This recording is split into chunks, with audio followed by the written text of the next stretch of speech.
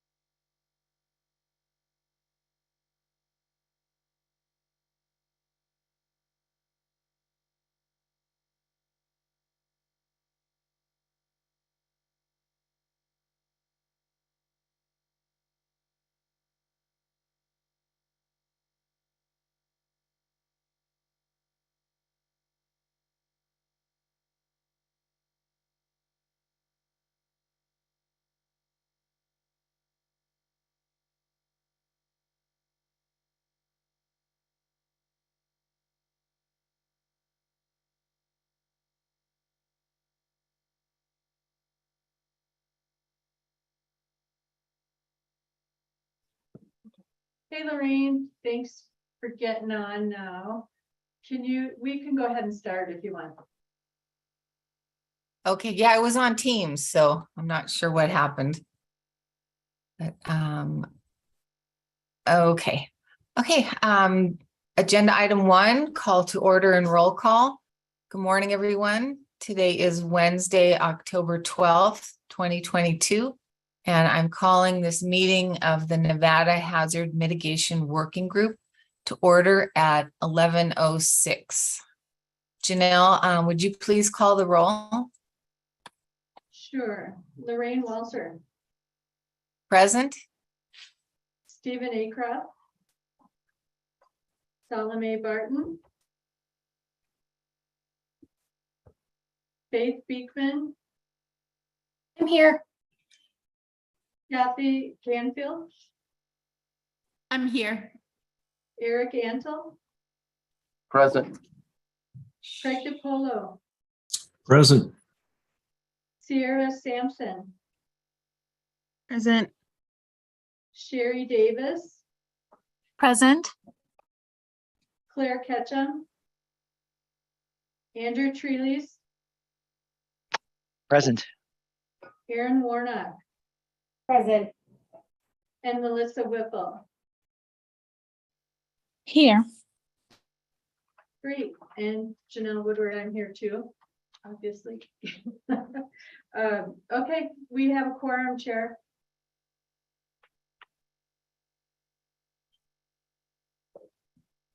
Okay, as we have a quorum, as Janelle said, I'll go ahead and close item 1 and move on to item 2. Item 2 is public comment. This is for discussion only. No action may be taken upon a matter raised under this item of the agenda unless the matter itself has been specifically included on the agenda as an item upon which action may be taken. Public comments may be limited to 3 minutes per person at the discretion of the chair. Comments will not be restricted based on viewpoint. To provide testimony during this period of public comment via telephone, please call in anytime after 11 a.m. on the day of the meeting, which is today, by dialing 669-219-2599. When prompted to provide the meeting ID, please enter 686-738-8625 and press the pound sign. When prompted for a participant ID, press the pound sign again. When asked to provide public comment, please press *6 to unmute your phone and *6 again when your comments are complete. Please be advised that the YouTube stream will be 60 to 90 seconds behind the live meeting. If you would like to present public comment, please call in using the above listed number to hear the meeting live. I will now open the meeting for any public comment.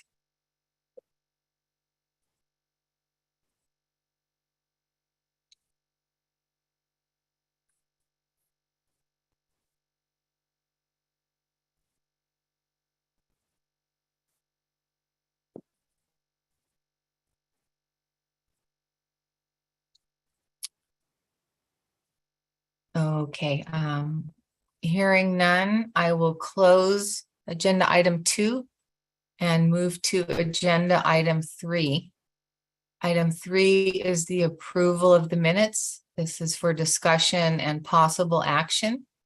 The working group will discuss and review the minutes of August 30th, 2022, of that working group meeting. The working group will determine whether to approve the meeting minutes. Is there any discussion on this item?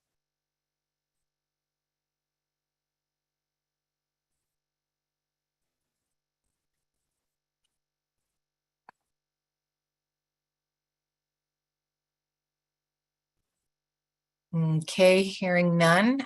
Do we have a motion to approve the minutes?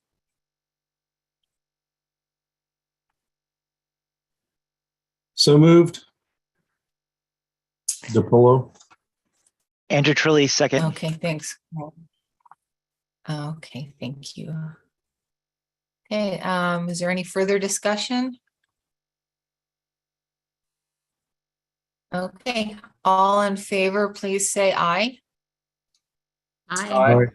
Aye.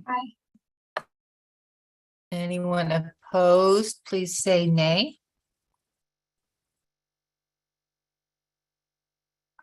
Okay, hearing none, with that, the motion carries. Agenda item 3 is now closed, and we will move on to item 4. And this is going to be the introduction of new working group members. This is for discussion only. We have with us Sierra Sampson from the Reno Sparks Indian Colony.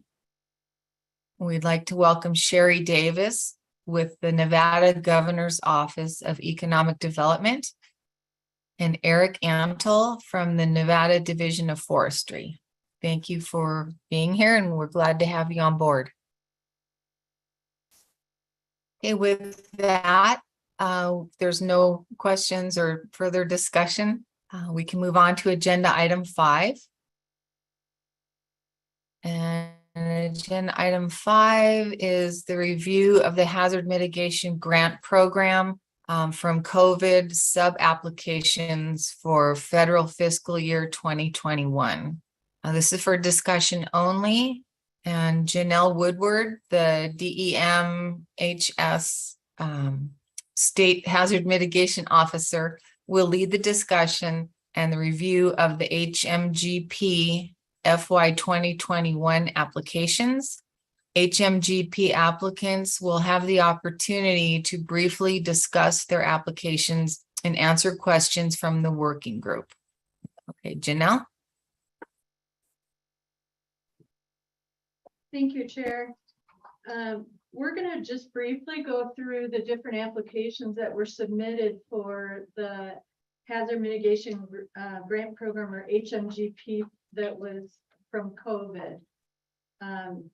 You'll see that 2 of these applications were already submitted to FEMA previously, because those were at the very beginning, before this started, we had decided to go first come, first serve, and then we ended up getting more applications and getting over the amount of money that's available. So that's what we're voting on today, or ranking today and reviewing, are those leftover 8 applications. We're going to go through each one in alphabetical order. We have people on from each of the sub-applicants who can just talk a little bit about their programs. Now, one thing to note on here is that the funding amount that was listed on the agenda is a little bit different, and you'll see that on the ranking form when we put that up in a little bit.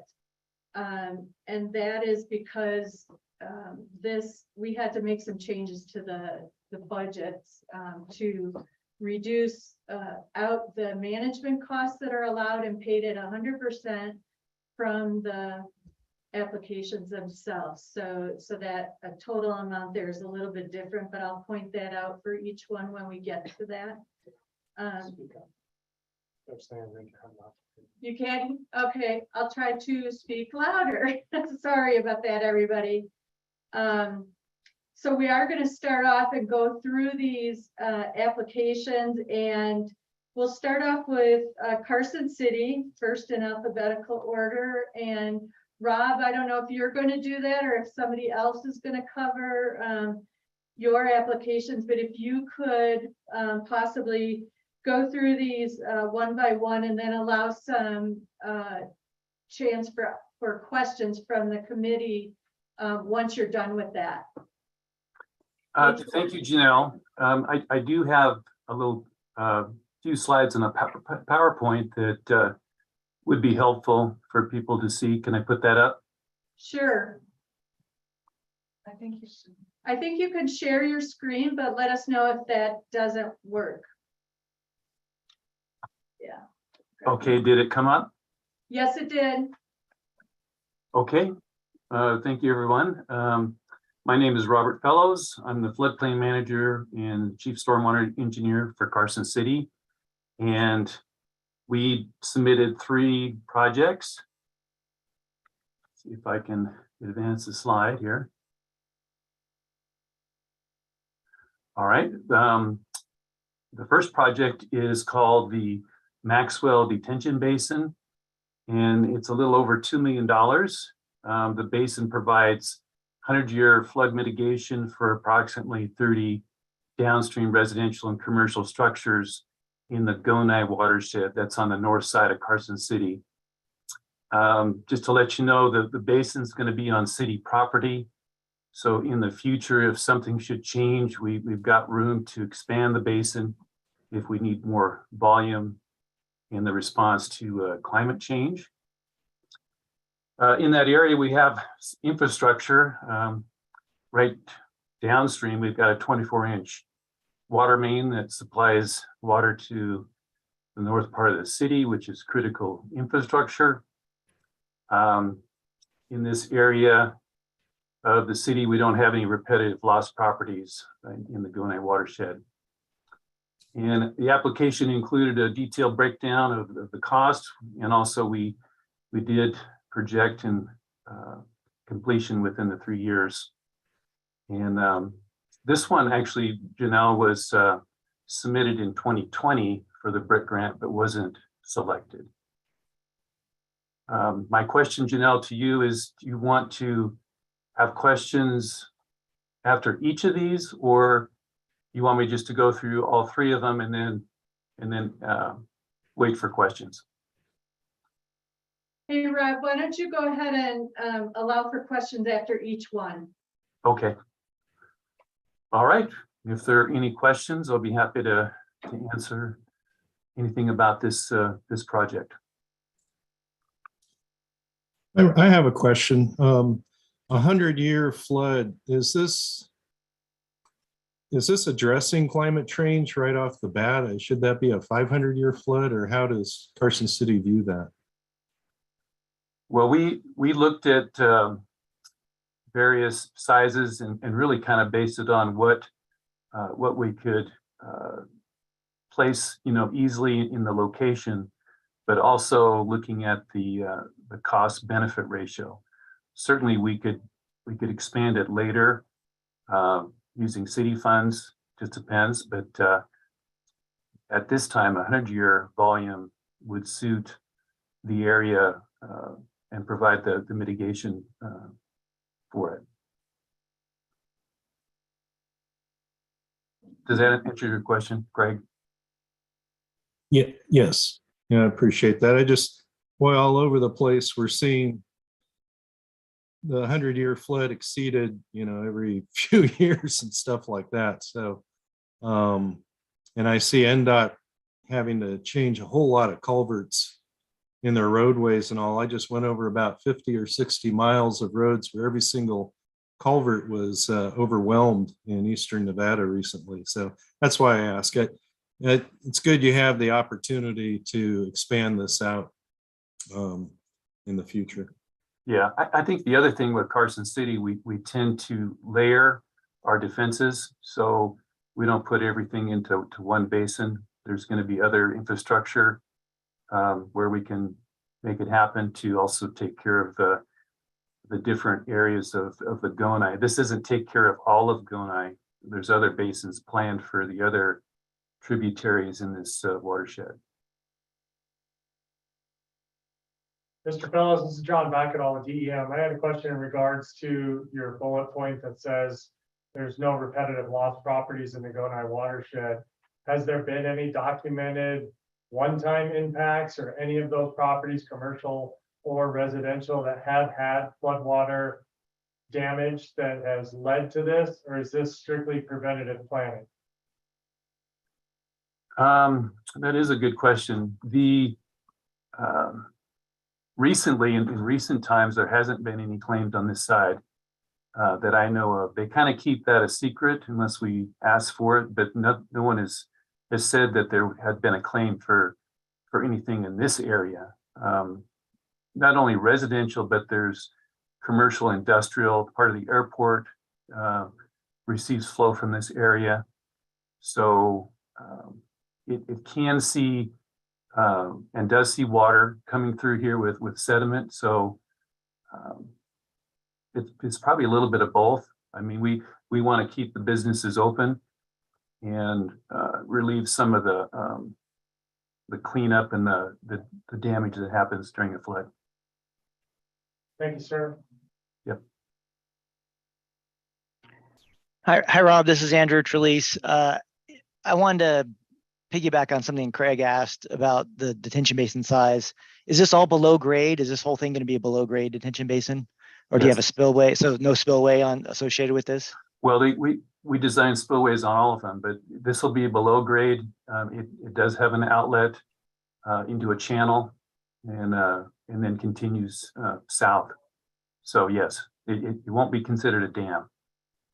Okay, so you won't have an embankment then. So that's good as far as the impacts of downstream. If there's a failure, just spill out and go downstream then.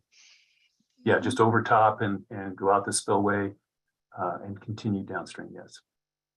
I noticed you didn't have a lot of fees expected for like managing the project and that sort of thing from that side. I'm just based on what we experienced down in Southern Nevada. There's the costs for design and management on the design side seem really low.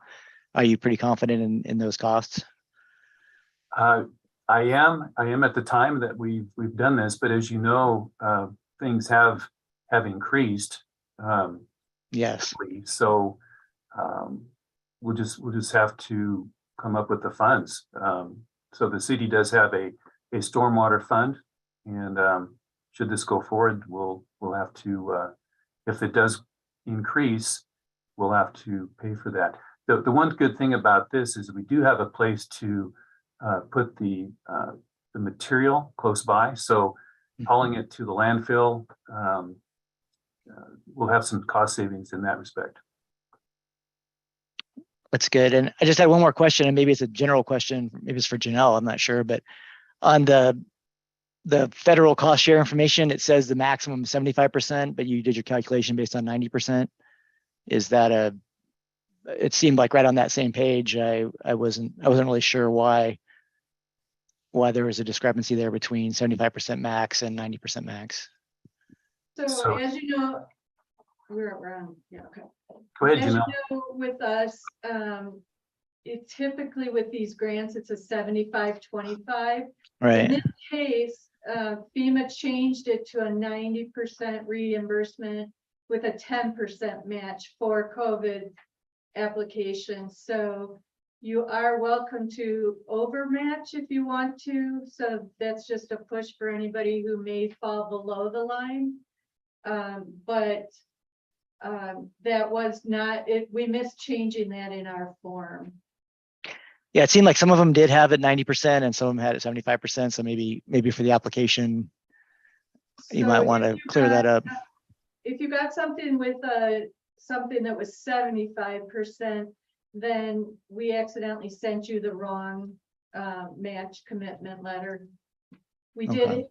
Some people had filled out their applications prior to the time that FEMA changed Gotcha. that rate, and so we had to have them redo them. So it's probably just an error on our part sending out the wrong, but they should all be at 90-10. Okay. I did notice on on the BCA page, Rob, there was a slightly different cost estimate on page 17 than there was. It was a little bit different, but I mean, just something I just happened to see. So, but otherwise, thank you. That's all the questions I had. Oh wait, I did have one more. On the FEMA estimates, was that did you include the fees for FEMA in the estimate for the cost? I would say no. Okay. Kind of change, so we'd have to come up with the change, the application fee when we change the maps. Gotcha. Okay. Thank you. All right. Well, let me go on to the next one. The next one is Carson City alert sites, about $33,000, and this is to upgrade. The city has 9 alert sites and they want to install an additional one. These have been in the ground since the 1980s, and we wanted to upgrade those and get everything working in the same network. I don't know if you're aware, but there's these alert sites in Douglas County, Washoe County, Sparks, and so there's quite a few of them. We did coordinate with the other entities and make sure that we're all on the same page.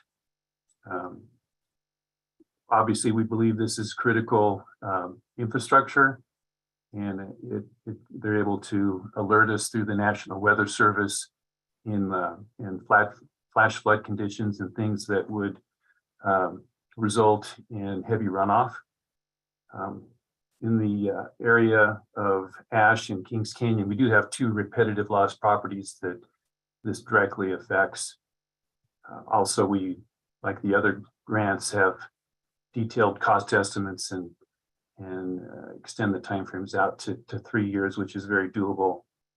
This was not submitted previously as a FEMA grant.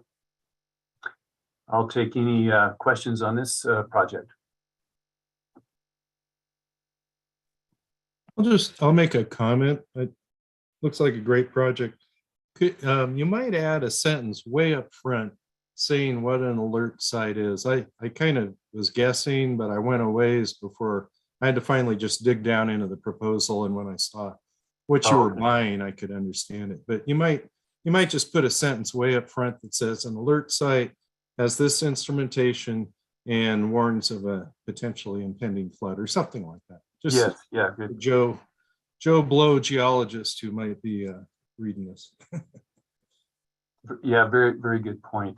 So there, if you looked at the pictures, it's more like a tube, and it has all the instrumentation, and then it has a way to communicate, in this case through a repeater near Virginia City that then goes into the National Weather Service, and they track all of these and use the data from these sites to send out alerts.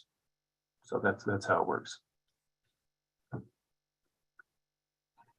Hey Rob, this is Andrew again. I have a couple questions or one comment about the warning. I know in Southern Nevada these are measuring rainfall in real time. So we always say that it's not so much warning. It's especially with the flash floody nature that we have down here. I'm sure you have up there too. So it's not so much that we're warning it could rain. It's warning. It's letting us know that it is raining. Yes. And so might want to be careful about how you say that. But one question I read in there that you said you were considering going to alert 2, but that because we're going to alert 2 in a lot of our gauges as the equipment malfunctions or gets old in our current system. But you said there was an increased cost of that precluded you guys from wanting to go to alert 2 for your gauges. And is that why you don't think that it pencils out to upgrade to alert 2 at this time? Yeah, the way it turned out is the National Weather Service wasn't ready to go to the alert 2, and so that was a big part of it. So we're going to have to wait till everyone can get on the same page, and we didn't want to go there and not have them be able to upgrade along with us. So basically, we said, okay, well let's not spend the extra money. It was like triple the cost, but so we kept it at alert 1. Right. Sounds good. I think it's a great project. All right, very good. We'll go on to the next one. The next one is the Carson City Water Resource Recovery Flood Facility Flood Protection, and it's a little over $2 million. What this is a flood wall around the wastewater treatment plant at the east end of Carson City. This would provide the 100 and 500 year flood protection to the facility. We've got some extra freeboard in the wall to account for changes in climate that would affect this facility. obviously, this is a critical facility for the whole city, as if it should get flooded and damaged or not be able to treat the sewage, it would go into the river. And that would not be a good thing. Of course, there are two repetitive lost properties, the same ones that were over on the west side. We've got a detailed breakdown, and we believe we can get this done in 3 years. And this was not submitted in any grant at this point. So this is kind of a new project, and we thought it's time to get this completed and get it out of the 500-year floodplain and be protected. Any questions on this one?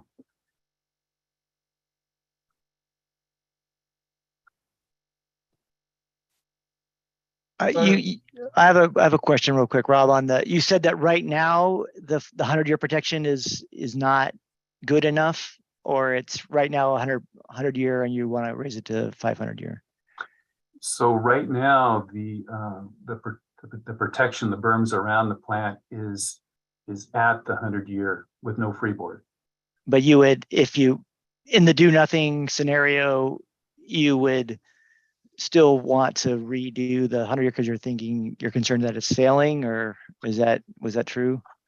It's actually, there's no freeboard, so it doesn't. Okay. We wouldn't be able to remove it from the floodplain because we don't meet the criteria to do so. So we need 4 feet upstream of the structure, which is Airport Road.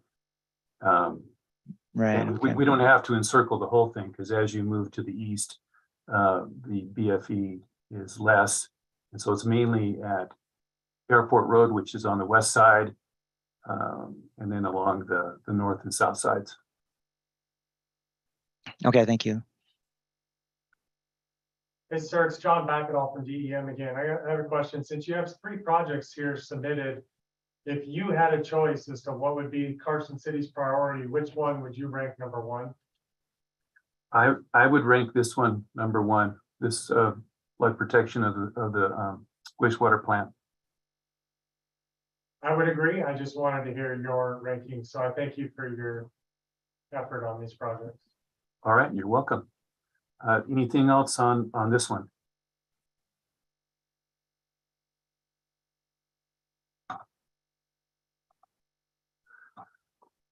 Okay, Janelle, that's all I have. Thank you for listening to my presentations. Thank you very much, Rob. I appreciate that. Just a reminder, if you're asking your questions, if you'd identify yourself for the people that do the minutes, that would be great. And then a reminder that if you did a presentation along with your discussion, would you mind sending those to us so that we can put that out there in the record? All right. Thank you. And then we'll move on to Douglas County next. Did I see Courtney on there? Are you going to do that? I am. Good morning. Good morning. I'm going to try to attempt to share my screen. I also put together just a couple slides to help describe the project. You know, if you're able to see this. We can see it. Okay. Can you still see it? Yes. Yes. Okay. Okay. Thank you for the opportunity to present. My name is Courtney Walker. I'm the Stormwater Program Manager for Douglas County in the Public Works Department. I submitted an application for the Hot Springs Buckbrush Flood Control Project. This project would impact properties located in the Johnson Lane community in Minden, Nevada. We have seen quite a few years of flooding in this particular area. It's typically monsoonal flash flooding type events, but we have documentation going back to the 90s of some repeated events that have occurred. In this particular area, shown in the aerial photo is the Hot Springs Mountain, and you can see kind of the dramatic washes that flow down directly to the developed community. And so we had a couple of flood events in 2014 and 2015. And as a result, the county did an area drainage master plan for this area. And now we're just trying to move to the implementation phase of the projects that were identified through that drainage master planning process. So we've got some hydrology and hydraulic modeling. We've got the flows simulated here, and this is basically the existing conditions today with no flood control. And so you can see there's some pretty large areas that are impacted. And once this flooding hits the houses and the road network and things like that, it's very challenging to control. And so this was one of the areas that we set out to see what we could come up with for solutions. Here's a few of the photos. The sediment transport in these washes is incredible. There's pretty much an endless supply up there, it seems. And so there was definitely some homes on the fringe that were hit extremely hard with multiple feet of mud up to their houses, which is a pretty dramatic scene directly after that happened. But the water spread widespread throughout the area. Just trying to highlight a couple of pictures here so you can get a sense of what it takes to recover from an incident like this. And it happened, they definitely classify it as a 100-year event. It was 2.5 inches of rain in less than an hour. So it was a pretty intense storm, and climate change definitely seems to be playing a factor as far as the intensity of the storms, and you're never quite sure exactly where they're going to set up. So here's our proposed conditions if we were to implement the project. There's a series of sediment basins that actually collect the sediment and then transport the water downstream in a controlled manner. And so that way you kind of separate it out and you're able to clean up that sediment from one location rather than various areas through developed area. And so it's helpful for us to be able to see what the impact is downstream of installing these improvements. We have a breakdown. So in the drainage master plan that was conducted, there is a cost estimate. 15% designs were completed. All of the improvements are planned for Bureau of Land Management land, federal land. And we recently completed the NEPA process and an environmental assessment with BLM and have been granted the right-of-way in order to construct these improvements. So that part has already been completed. What we would need to do through this project is to get the designs from a 15% design up to a 100-year design, and then package it up to go out to bid and hopefully select a contractor for that. We have 5 documented repetitive loss properties that this project would affect. There may be others out there. You can only, we're only notified about repetitive loss properties that actually have and carry flood insurance and that have filed a claim against their flood insurance for more than once within a certain time period. And then we also have the Johnson Lane Fire Station, which is critical infrastructure in the area, which is directly impacted by this project. And then Pinion Hills Elementary School is directly across the street from that as well. And then with that, I'll take any questions you might have about the project.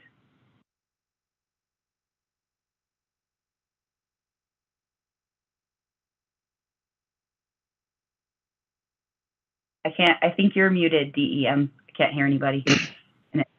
There we go.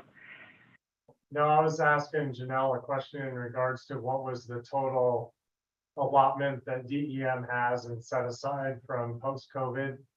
What's that total? Oh, the total is 13.5 million. So with the total award being 13.5 million, this is John Backetall from DEM. Is there an opportunity to have, I see the alternatives listed here in the back of the application. Is Douglas County have anything on the table to do partial work and do a partial arrangement should the entire award not be able to be awarded?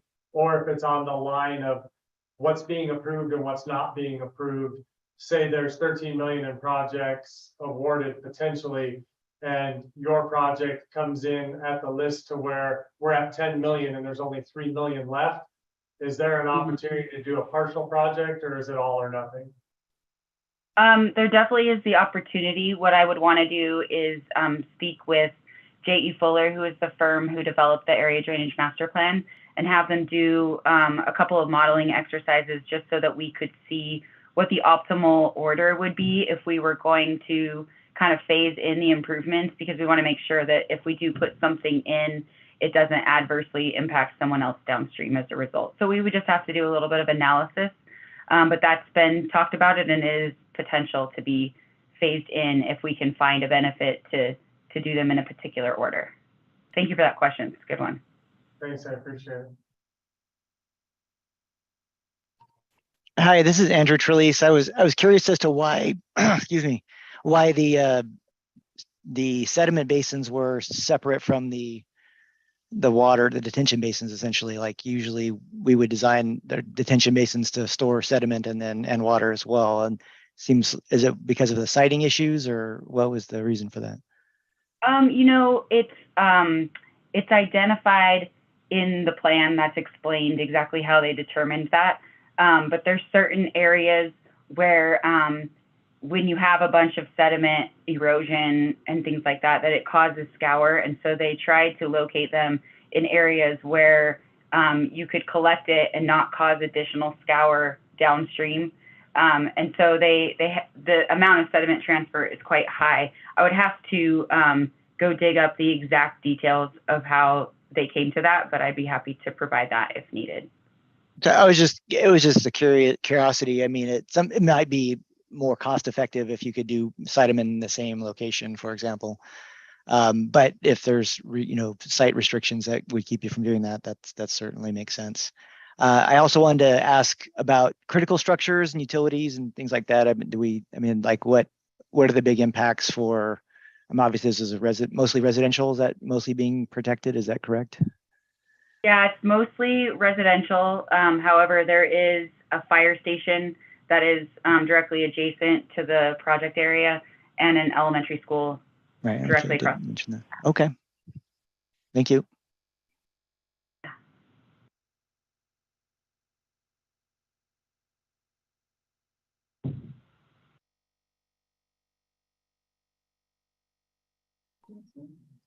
Oh, one more question. This is Andrew Trelease again. Is there a flood zone here? Did you? I don't remember if I saw that. If there's.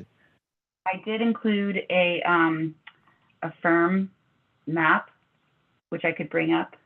Is that so? Are you going to be going to FEMA as part of this project? Is like at the end, if would be revising the flood zone delineations?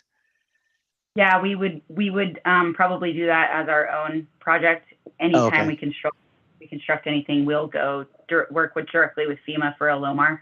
Okay, so that wasn't included in the costs then. Correct. Okay. It was. Courtney, your emails are up right now, showing. Oh, that's great. Anybody want to see what I got there? I was going to pull up the firm for you guys. Oh, Hey, it's Courtney, actually. For those who don't know, would you explain what the LOMAR is? I know what it is. Yes. Yeah.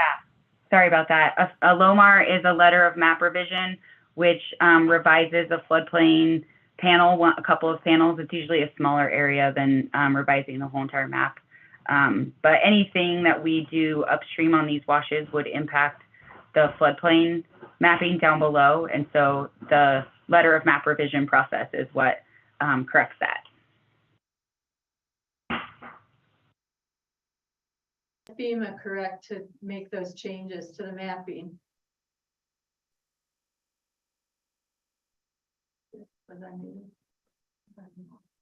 Okay. Those requests go to FEMA correct for revising the flood maps. That is correct. Sorry, I didn't hear you quite right. That's okay, I was muted.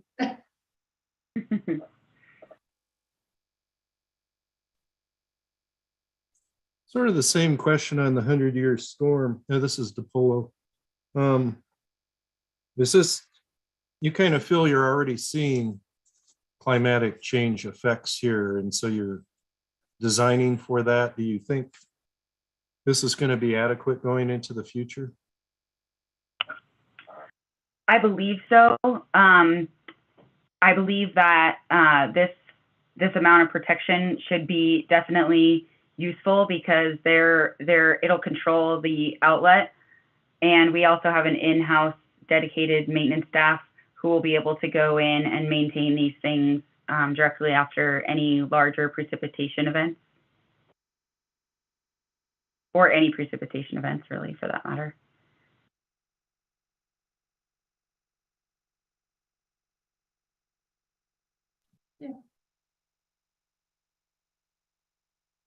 Okay, if there's no other questions, we can move on. Thanks so much, Courtney. We appreciate that. Thank you. I just want to give a reminder to people who have the big projects as well. There's a lot of funding available this year with the BRIC program. So always keep that in the back of your mind as well. There's $2.1 billion for the competitive level projects. So if for some reason you need more money than is available, you can always apply again with BRIC. Our next one is the Nevada System of Higher Education, UNR, Advancing Hazard Mitigation in Nevada through Earthquake Early Warning Research and Planning. And I think, Daniel, you're going to do that one. And then also just of note on this is the only program, HMGP, the post-disaster, that we are able to apply for right now for earthquake early warning through the mitigation program. So that's just a note of where the situation lies with this type of a project. Sure. Yeah. So I'm on the line. I have a few slides I could show. Let me see here. Can you guys see this? Yes, we can. Okay, great. Yeah, and so everyone can hear me? Yes, sir. Okay, great. So yeah, my name is Daniel Trugman. I'm a professor here at University of Nevada, Reno. I work in the Nevada Seismological Laboratory. And as she mentioned, our project is focused on doing some of the scientific research that's required to be able to bring earthquake early warning to the state of Nevada.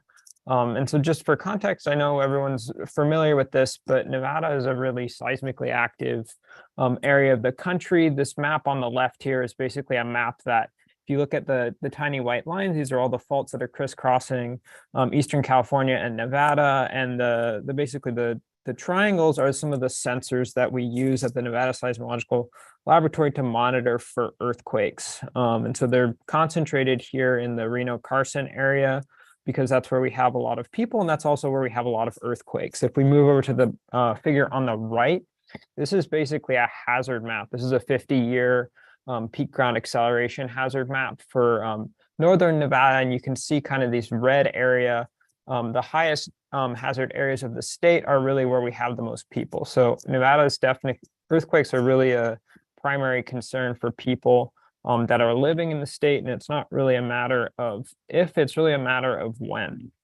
So seismologists like me have been trying to be able to learn more about how earthquakes occur and be able to predict exactly when and where they occur, but we're still a pretty far, a long way off of being able to do that. But there are some strategies that we can take to help mitigate hazard.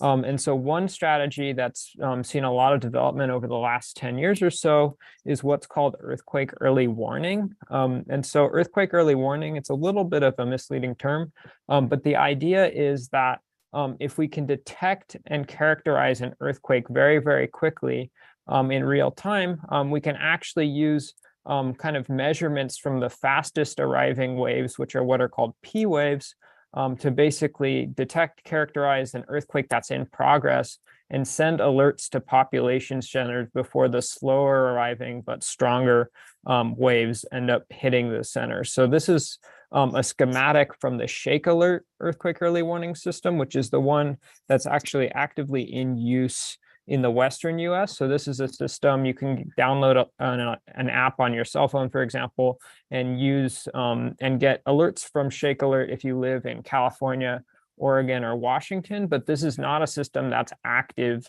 in Nevada at the moment. But these same types of principles, this same type of system could be developed if we put in the necessary research. Because if we go back to this map that I showed you at the beginning, we have all the necessary ingredients. We have sensors, we have earthquakes, we have people that we want to alert. So all the ingredients are there to bring earthquake early warning to the state. And so the purpose of the project that we're proposing is basically laying the groundwork to do just that.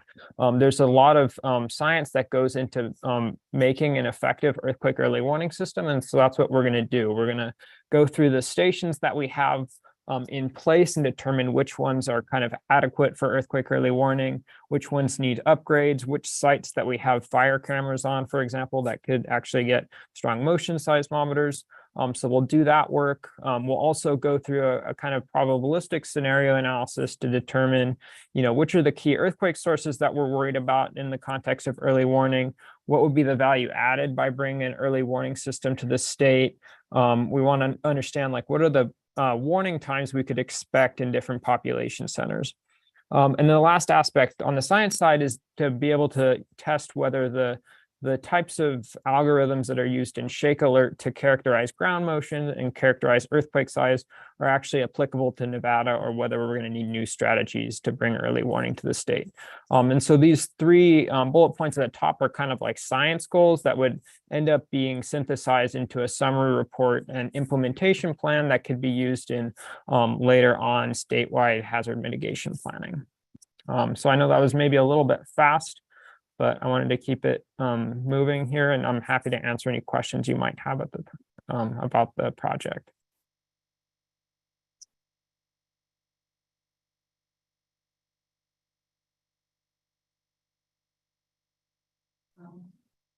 Hey, Daniel, this is Janelle. Hey. This is an implementation plan, correct? That's what it ends up. Yeah. And that's one of the things, maybe you can just talk for a second about what USGS is saying that we need in Nevada to be able to, join into that earthquake early warning program. Yeah, I mean, so I guess for context, and I wasn't around for the full history of how Shake Alert became activated in regions like in states like California, Oregon, and Washington. And so it's a little bit hard to get a read from exactly what the USGS wants on this. But in each of those cases, the seismic network for the state and the state government and the federal government kind of did some baseline research to be able to determine what would be a reasonable and effective earthquake early warning system for that state. And so it was kind of a pretty big working group with a lot of moving pieces and a pretty large budget, like a much larger budget than we're talking about for this, preliminary research. But the idea here is we want to be able to bring, some sort of evidence and some sort of plan to stakeholders to be able to say, like, this is what we need to get done to bring an earthquake early warning system to the state. So this is not like, we're not asking for money to build the early warning system. We're asking for money to be able to do the research necessary to have a plan where we can bring to our senators, or bring to a governor, or bring to someone else that, this is exactly what it would take to bring it to the state, and this is what the value added is. If that kind of answers your question. Yes, it does. I just wanted to get a little bit more information out there to the committee, who are, a large part of them are very new to the hazard mitigation group, so a little hesitant sometimes to ask questions or don't know what to ask, but I think we're getting great questions on all of the projects. And so if there's anybody else I saw Andrew just came on. Yeah, Daniel, thank you. This is a very interesting project. So do you feel like this is something that the nation is going to go to as a whole? Is it just a matter of time, or could it be this, or could it be something else? Or is this, look, just reading through your application, it seemed like it was something that was very important, and it was sort Yeah. of like we're behind the times. Is that so? Can you Yeah, speak to that a little bit? I think, I mean, I don't know if the nation as a whole is going to have an earthquake early warning system, just because I'd say 2/3 of the country, this is kind of a non-issue. But I think like I think there's more value that could be added by an earthquake early warning system in any state in the country, in Nevada, over any state in the country, with the possible exception of California. I mean, I think we can actually bring having a system in place for Nevada is probably bringing more value than it would for Oregon and Washington. I'd say it's maybe an easier science problem in Oregon and Washington, just because of the geometry of where the earthquakes are versus where the population is. But I think for the states in the Western US, I think this is definitely where things are trending.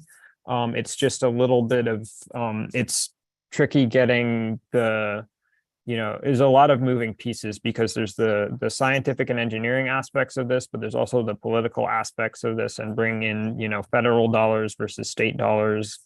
But I think kind of the best we can do is have, a document, have a plan in place that, like, if we can get the money, we can convince the right stakeholders that this could happen, because in Nevada, we know it's not a question of if, it's a question of when the earthquakes are coming. And so this is something that actually can be done. So as a follow-up then, the end users, I mean, it sounds like from the application that, if I have this app on my phone and I'm like, there's this wave, and then I duck and cover and wait it out, or and hope it's not big, or is this more for like an industrial complex where it's like they have some safety protocols in place? Like who's the most important stakeholder or user, I guess, of when this plan would be to be implemented fully? Yeah, so there's two aspects of it. There's kind of the public alerts that would go out to cell phones so that you could, duck, cover, and hold on. But there's also a lot of things that could be implemented kind of in an automated fashion for some of the energy companies and hospitals and transportation networks. Things like big systems can have some sort of automated thing in place where you could, for example, like I know in the Bay Area, for example, they'll stop the trains so that they don't go off the rails. You could imagine that in hospitals, if you have 60 seconds of warning, then you're going to be able to stop. Like, you don't really want to be doing surgery right at that, right when the shaking's coming in, right? So power plants can probably save their infrastructure.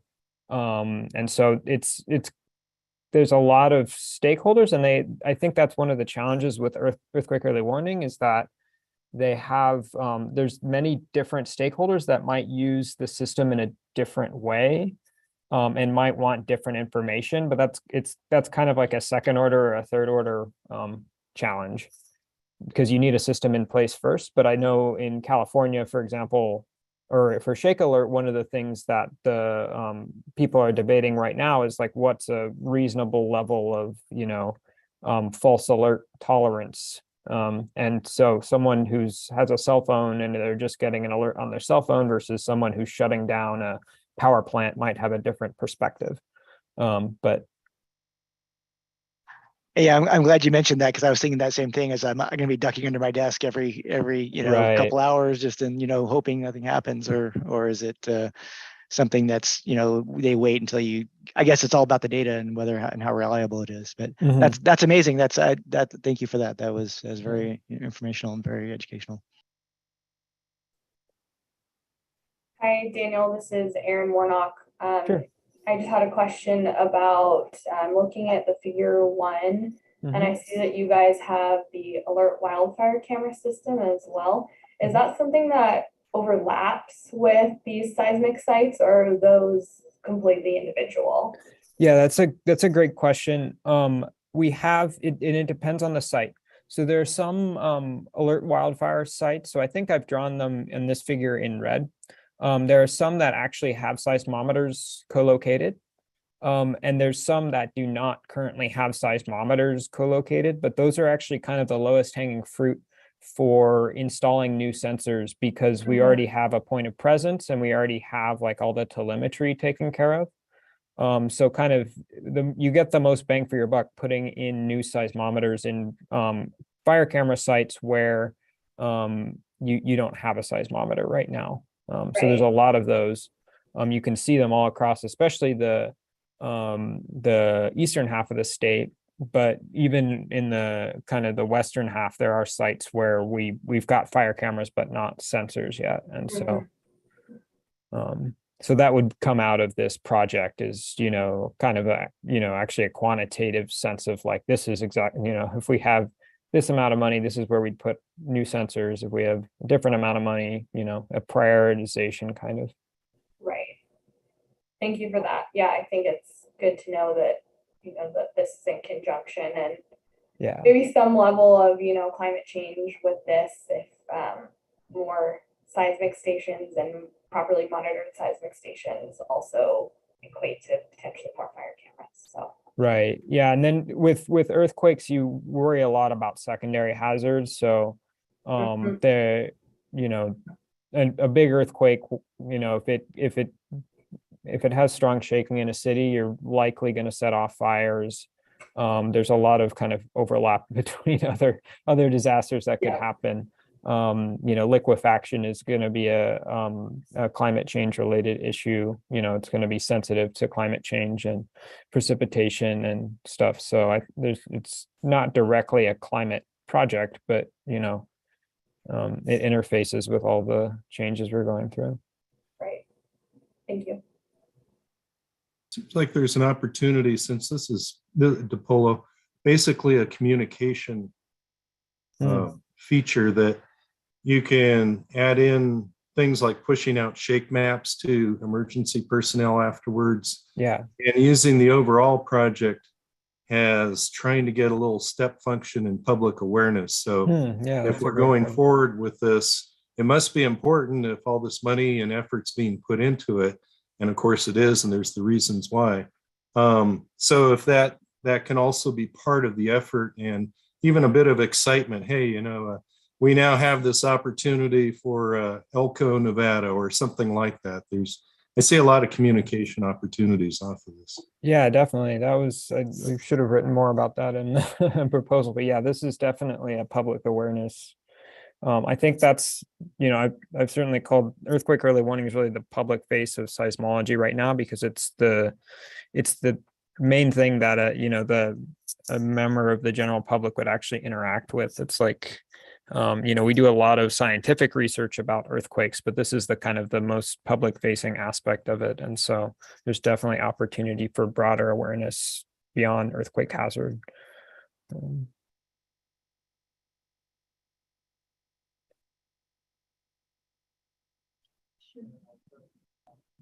Okay, thanks so much, Daniel. If I don't really hear any more questions unless somebody wants to pop on real quick.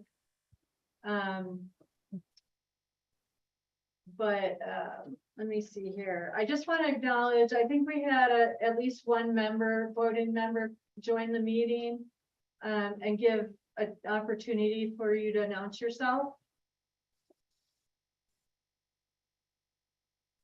Hello, this is Salome Barton. My apologies. I am so sorry. I was pulled away, and I know I'm late. I will make it up, whatever is needed. But I'm here. Thanks, Salome. I think that was all on voting members.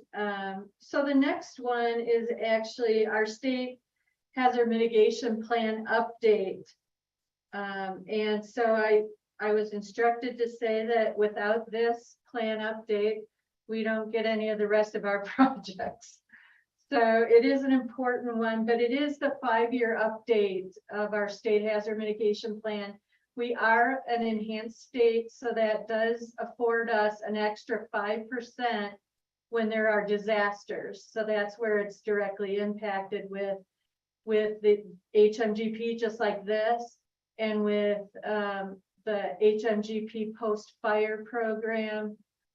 That's where we get that extra. And just of note, the HMGP post-fire came in. We only had one fire, thankfully, this year, but it came in at over $1 million. So that's up from 778 from last year's fire management assistance grant declarations for wildfire. So this is an update. We were able to hire a contractor much easier, an individual contractor coming in as an employee over getting a company to come in. So that made it easier. We're late in the game here for this for the official part of the update because it's due this next year. So I will leave it at that. It's pretty self-explanatory. So if you guys have any questions at all, let me know. Part of this work was already started in the past by the Bureau of Mines and Geology. And so some of that work is already done. And as you know, we have come before you guys and talked a little bit about the fact that this committee is doing the work of working with this contractor that we have and our state mitigation staff to complete this update. Janelle, did we receive an application on that? I don't think I got anything on like the application to review. I think it came through in that second set that they sent out. Was that at the beginning of the week? At the beginning of the week, that Okay. it was sent out. So you didn't see it? I was having some trouble receiving some of the packages, so maybe it was sent. I didn't get it, or maybe it didn't. I tried to look for it, but I didn't. I saw that it was going to be sent later, and I don't think I got it, but I might have. So then another question is how are we to rank plans versus projects? Is that something we're going to talk about later, or? That should be in your in the ranking form, but I don't think the plans necessarily will be different. It's just, you know, I think that we'll have to go by the fact that, you know, the plans are required. So there is an element of planning that needs to happen versus a project itself. They're both important. So, you know, some of it is going to be, you know, based on what your own feeling is. That's just how it is. But we're ranking them ultimately together, then, not separately. Correct. Okay. Yeah, all 8 projects. Okay. Thank you.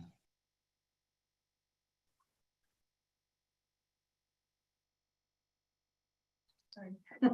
My apologies for that all not getting out to you a little bit earlier. It was a big lift. And we've actually been out doing a lot of travel with work. So it's been a heavy lift for us and the staff of mitigation to get everything out there. But hopefully you guys were able to look at least most of everything. And by hearing some of these updates and overviews that gave you an opportunity if you didn't get to look at a project. If there are no other questions on the state hazard mitigation plan update, and when I say that it's without a hazard mitigation plan for the state, none of the rest of the projects happen. And that's because we are required to have that, a FEMA approved hazard mitigation plan, both at the local level and at the state level, in order to be eligible for any kind of FEMA grant funding. And that falls into a lot of the other programs as well that have that required. So if there are no other questions, I'll wait for just a second, but then we'll move on. I don't know if we have somebody on from Public Works, State Public Works, to talk about the Hobart Creek program. Hi, Janelle, I'm here. You're there, Brian. I didn't see, there's too many people on. Yeah. But yeah, let me, thank you. Yeah, let me get my screen going here.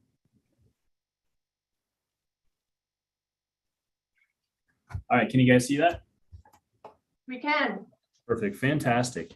There we go, that's even better. So yeah, so good morning. My name is Brian Walker, Chief of Planning at the State Public Works Division, and just want to say thank you for giving me the opportunity to present our Hobart Creek Reservoir Dam Seismic Retrofit Project. So what I want to do is just start with just a map of the Marlette Lake water system, which the Hobart Reservoir is a part of. You can see that it's in the middle of the slide with that red text. Hobart Reservoir is located basically right in between Lake Tahoe and Carson City. Brian, can you switch your slide? Oh, We're still on the first one. I guess it's not sharing. It's still on the first one. Yeah, you're on, you're not on your slide presentation view. It's just showing, Just arrow through. there we go. Yeah, it's not showing it. It popped up something in the Zoom, so that's awesome. We'll show it there, so you can see that. Thank you for letting me know. So,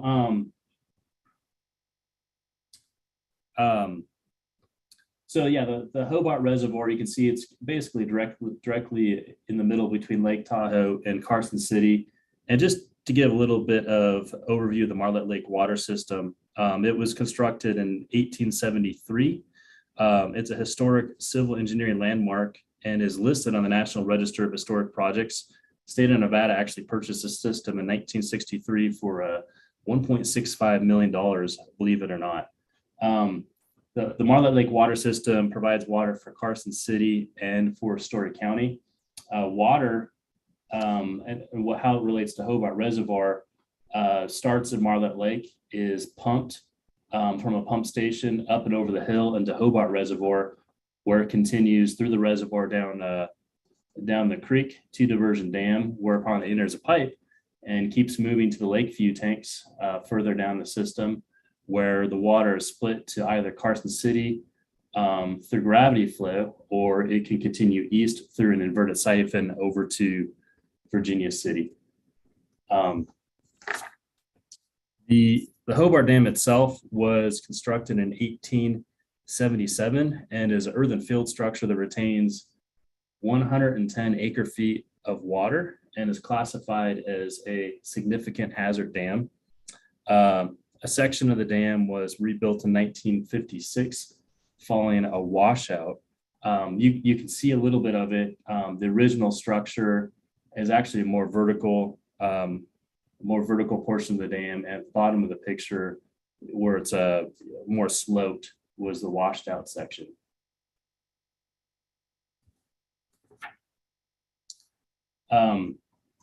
You can also see a little more of the washout on this on the left side of the slide versus the, I guess, the nicer looking part of the dam. The boulder retaining wall used to extend across the entire face of the structure. So I guess, again, this structure, is a critical part of the infrastructure that provides water to Carson City. And it is the only water source, the Marlette Lake water system is the only water source for Virginia City, Gold Hill, and Silver City in Story County. And the structure also has other benefits beyond just drinking water, provides recreational benefits through primitive campgrounds located around the reservoir. It's a destination of the surrounding trail system, and it's stocked by Endow with trout.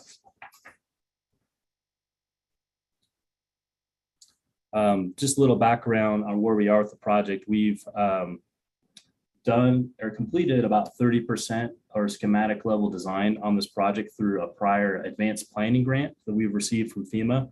And so we have a little bit of legwork done on this. We've found through these preliminary designs that the dam is at risk for failure from a seismic event, primarily due to inadequate consolidation in the structure itself.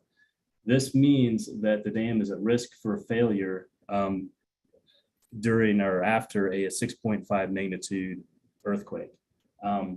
We've also found that there are other functional issues with the dam, namely crest width. The structure is a challenge to get to in the winter.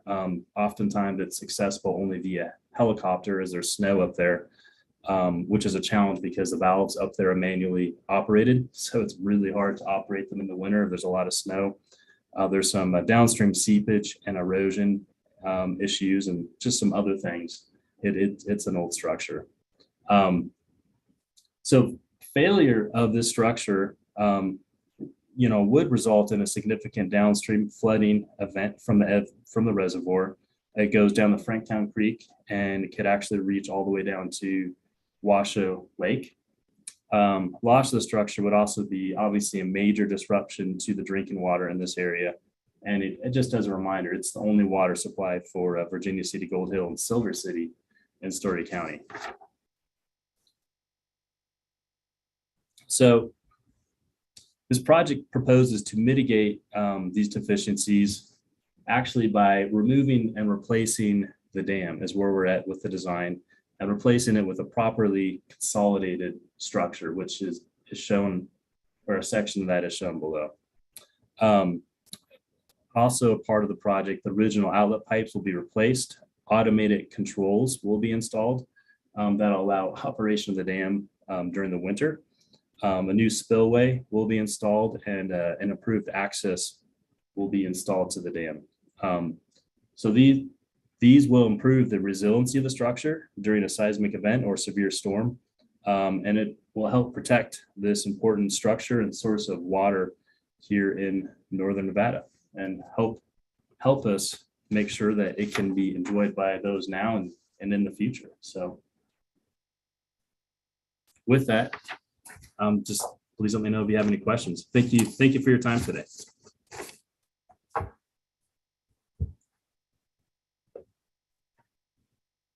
Hi, Brian. This is Andrew Trelease. I have a couple questions. You kind of mentioned some flooding in the application. It was hard for me to really gauge whether or not that there's an actual flooding risk if this fails. I mean, I got that it was a water supply source.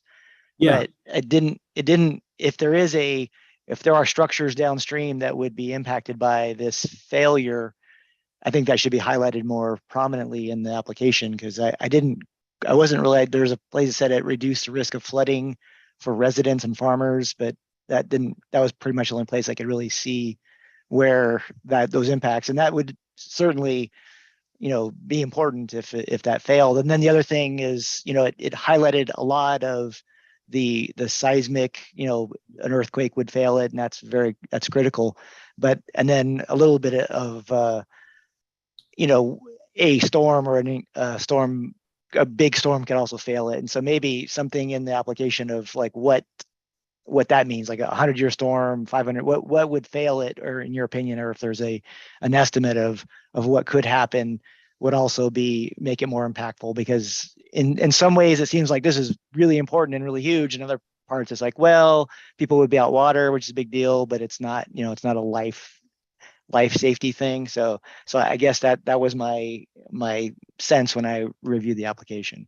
Okay, no, thank you for that. I think that's a good question, because I think if it did fail, you'd have a significant flood downstream, but I'll admit it doesn't drop into an urban area immediately. So there are some structures and some residences downstream. It takes a little while to get down there.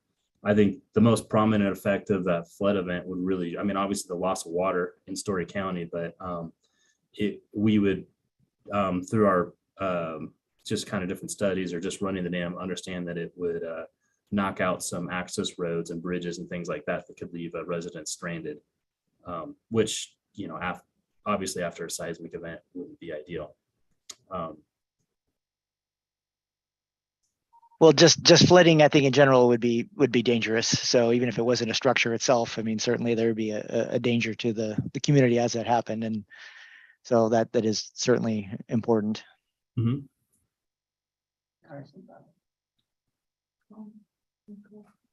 Eric, did you have a question?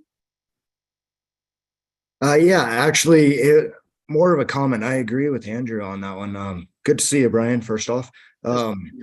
I think you might benefit by adding like what Douglas did, showing what a 100-year event would do on or even a probable maximum flood, like they've done at Boca and Stampede with BOR, what it might do to that dam and the risk associated, and then the failure associated from there, because I think we're lucky we have the structure, Virginia City and Story County in particular, but also Carson, and it looked like it went to incline as well from that map you showed, but I don't know if that's still the case. But anyway, just some benefit for the project.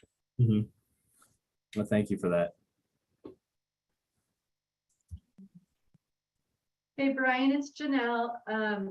John had to leave, but he wanted to ask about so this is a significantly large amount of funding that takes up, basically most of the funding that's available. Is this an all or nothing project? First of all, could it be something that is also, a second question would be, could it be reintroduced into BRIC by addressing those scoring issues and making sure that there is 2.1 billion available for competitive projects? So those two questions. Okay, no, those are great questions. I think, unfortunately, this is probably one of those all or nothing projects. And the reason is to really adequately address the seismic issues at the dam. That's really going to take up the bulk of the construction dollars. If you did a smaller award on this project, we'd probably just be dancing around, fixing a couple of the functional issues, which doesn't really, won't really address the issue. I think we have submitted this for the last 2 BRIC cycles looking for funding. Did not get selected to move forward with this project. And so we are considering, we could apply for the third BRIC cycle here this fall. So it's always a candidate for that as well. Okay. Were there comments made on why the funding wasn't given? This is Tupelo. I haven't got written comments back or received written comments back on this project. So I don't know if that's something you have, Janelle, in your office. So we don't, unfortunately. The way they did BRIC was, as you know, the first year of BRIC in 2020 was the first year they introduced building codes and everything. We do not do statewide adoption of building codes, so that counted against us. So each year they've tried to change that issue up a little. They're not in a good place, but I know that FEMA Region 9 really suggested trying again because of the amount of funding that is available this year. And they are gradually moving the bar on the whole building code thing. Because half the country doesn't adopt building codes at the statewide level. Mm-hmm. There were some issues brought up or questions brought up about what is in NRS with regards to the fire marshal adoption. I have not had a chance to get that to Samantha Laddick to review and see what her thoughts are. You may know that because you have the state, I think you have the state building official in Public Works. So I don't know if they have anything to add to that, but unfortunately, they did not give any kind of the technical reviews they used to give. They did not supply that. They were, it was the people who were chosen to move forward. Those were the ones they did a technical review on, and anybody who didn't meet that level of points from the technical reviews did not get a technical review supplied.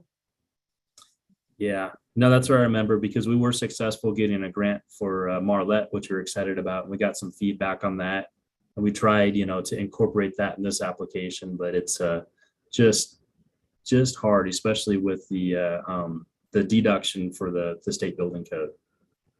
We can keep trying. I apologize. I've had a weak internet connection here, but would there be downstream flooding? This is DePolo again, but would there be houses impacted? I know the highway and things like that kind of follows up on an earlier question, but would there actually be houses flooded if this failed? That's a good question. So we do we have an EAP, emergency action plan, for this structure. And so we have studied the area of inundation if it did fail. So there would be some structures lost. Some of that actually would be the diversion dam downstream. There's a house called Red House, which is a historic structure that used to be the caretaker's house, which is pretty close to Hobart Reservoir. So that would be lost. It's not occupied right now. But downstream residences, before you get to some folks that are actually living in houses, it's a little bit of a ways away.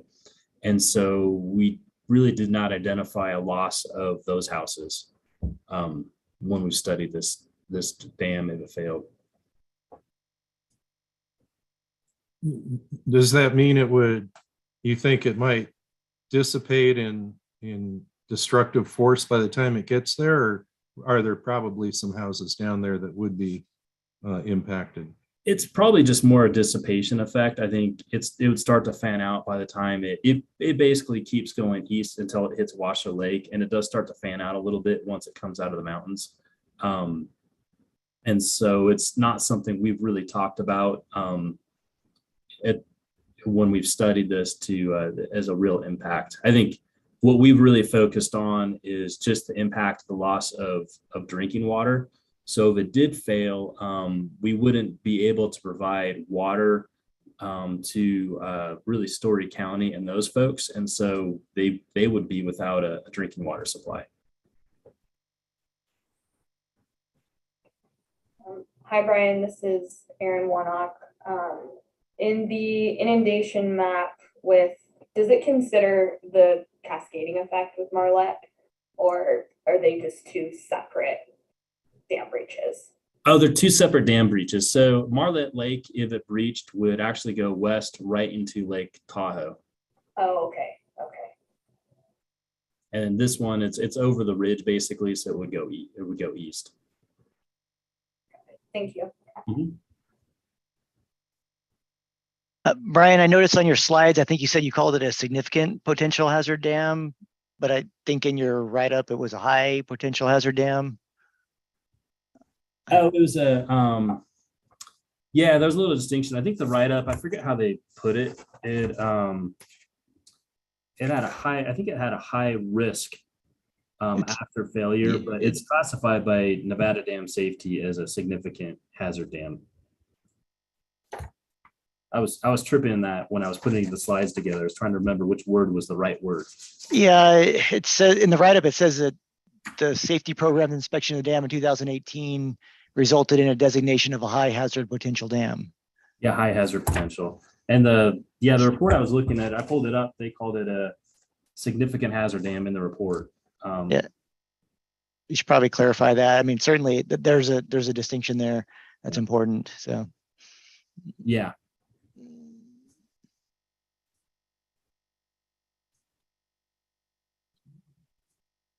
Go ahead, Eric. Sorry. Again, I think this project's actually a really interesting project, just offering information, but I guess I'm a little surprised there isn't more repercussions from a dam failure. I would imagine this is a very similar situation to what we had in Slide Mountain.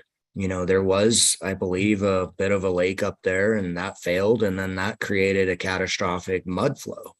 I would be surprised if, obviously Craig might have some ideas on this too, but I'd be surprised, it's definitely further south. You've got a lot of similar geologic features though. And anyway, I would imagine that the destructive force of this could be pretty major. And I think something like that would certainly help your application. Mm-hmm. Yeah, it was DePolo. I think that's an excellent example to put in there on things you may not fully anticipating. incorporate. There probably is growth around and things like that. So I think that's an important point. One question I have is when we talk about the threat of the water supply, so that's a critical infrastructure thing. Is that a hazard too if Virginia City loses this water and then has a fire or something like that?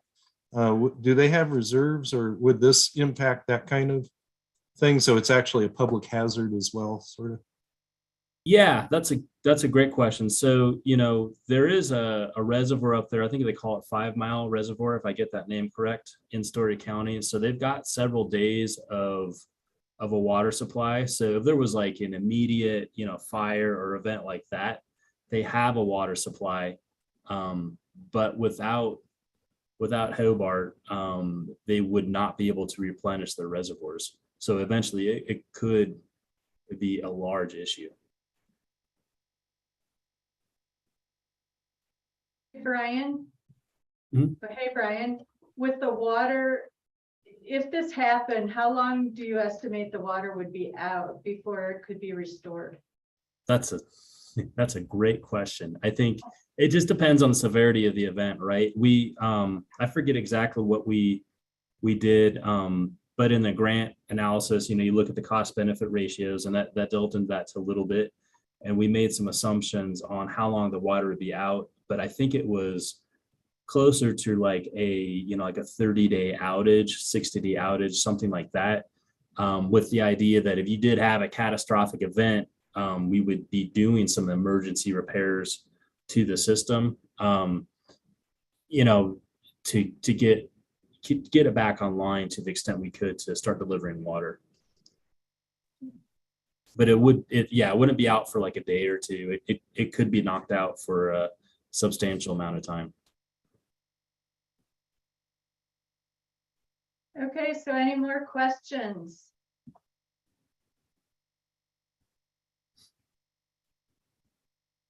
Sounds like we're good. Thank you so much, Brian. We appreciate that. If you could share your slides, that would be great. And then our last project to review is the Washoe County home elevations, batch 1B from Truckee River Flood Management Authority. So Eric, take it away. All right, thank you. I'm going to share screen here real quick, find the right one. And anyway, I have it on slideshow, but there we go. Okay, so thank you all, and good afternoon. Some of you have seen a very similar presentation already up at EOC or otherwise. With interest of time, I'm going to run through this real fast, but I can answer questions, of course. The location of these homes that we're looking to elevate is basically East Reno area in Washoe County. These are kind of the low-hanging fruit houses. I actually applied for these homes 10 plus years ago to be elevated. They ended up getting a 2016 grant. It took a few years for that notice to get to us, and then get final approval to move forward. And then as we were moving forward, and I'll show that to you in these pictures, COVID came. So this being a COVID batch, we actually put in for the 75-25% match that was originally there. And then we were asked to resubmit. We got it in on the deadline, but then we resubmitted with the 90-10. We are more than willing to do anything that it takes to get these, partially because in 2005, FEMA updated the tax code. So if we pay for this locally, we have to issue 1099s to people. We need some FEMA grant in order to make this happen and not have to issue those 1099s, because it's a matter of $60,000 to $100,000 that the homeowner would otherwise have to pay in taxes. Anyway, moving on, these are historic photos. Obviously the weather is much nicer at this point, but you can see people in canoes. There's a car over here on the right-hand side. We actually did elevate this home that is just beyond this yellow sign. Again, the water levels had lowered, so the water was a couple feet higher than this. at its peak. That was the 97 flood, 117 year. But as you guys noted, climate change otherwise, we're seeing this about every 10 years. You know, varying levels, but certainly getting wet. So there are certainly on and off repetitive losses, but depending on who actually puts in for claims. But a chunk of these homes flood. And again, this first batch that I'm redoing in B, because they did not give us an extension on this, though Janelle's been great in helping us, you know, work through that. You know, these are the ones that get hit the hardest, basically. So you can see the old FEMA maps here, shows the BFEs and so on. These were done in 1984. Basically, after the dams up at Truckee were built in the 60s, we'll call it, and even later. But they basically had maybe 2 decades of information to use for creating these maps.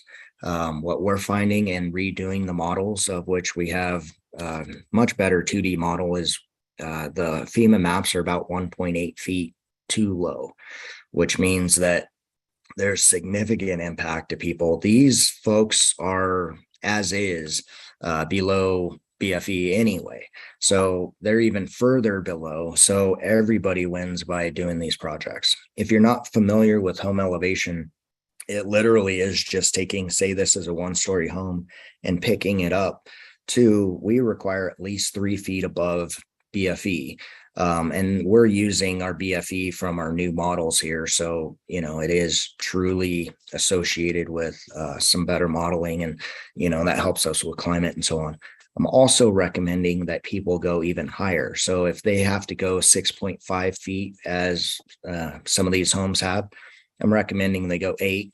They pay that extra differential, that 1.5 feet, but it's not much considering your subcontractor is already mobilized to lift the home, so on. So basically that buys extra insurance, if you will, extra reserve, if you will. So we looked through lots of options. These are, again, historical photos. We looked at doing flood walls and levees, and even a ring levee around another neighborhood here. A problem is, as you run through those, as you do, for instance, levees here, you end up taking out half the homes. That destroys the benefit cost number. A ring levee has huge risk associated with internal damage as well, internal flooding.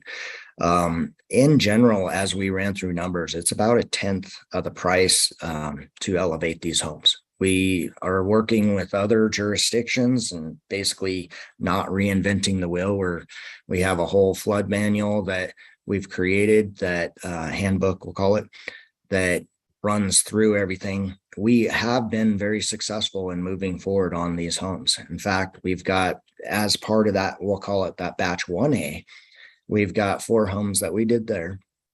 And you can see this is it. 1 home, 6335, getting elevated. This is how it kind of comes out there. But it's an interesting process. Again, I'll answer any questions people have. But as we went through COVID, we also had massive inflation. So what we're doing is we're using the latest cost benefit numbers that FEMA provided per their letter, and then we're adjusting it for this last year associated with inflation. That gets us our budget numbers that's shown on there. We have excellent breakdowns on all the numbers and local spreadsheets because, you know, we have done some of these already. Overall, we're looking at maybe doing 40-ish homes. But again, these are the low-hanging fruit. This was that home I showed you right behind the yellow sign. It went up, and basically lots of interesting stories. But basically, you know, if the water is out there and you're having safety personnel have to get out there, they're not addressing other problems. Just downstream of this is our water treatment plant or sewer plant.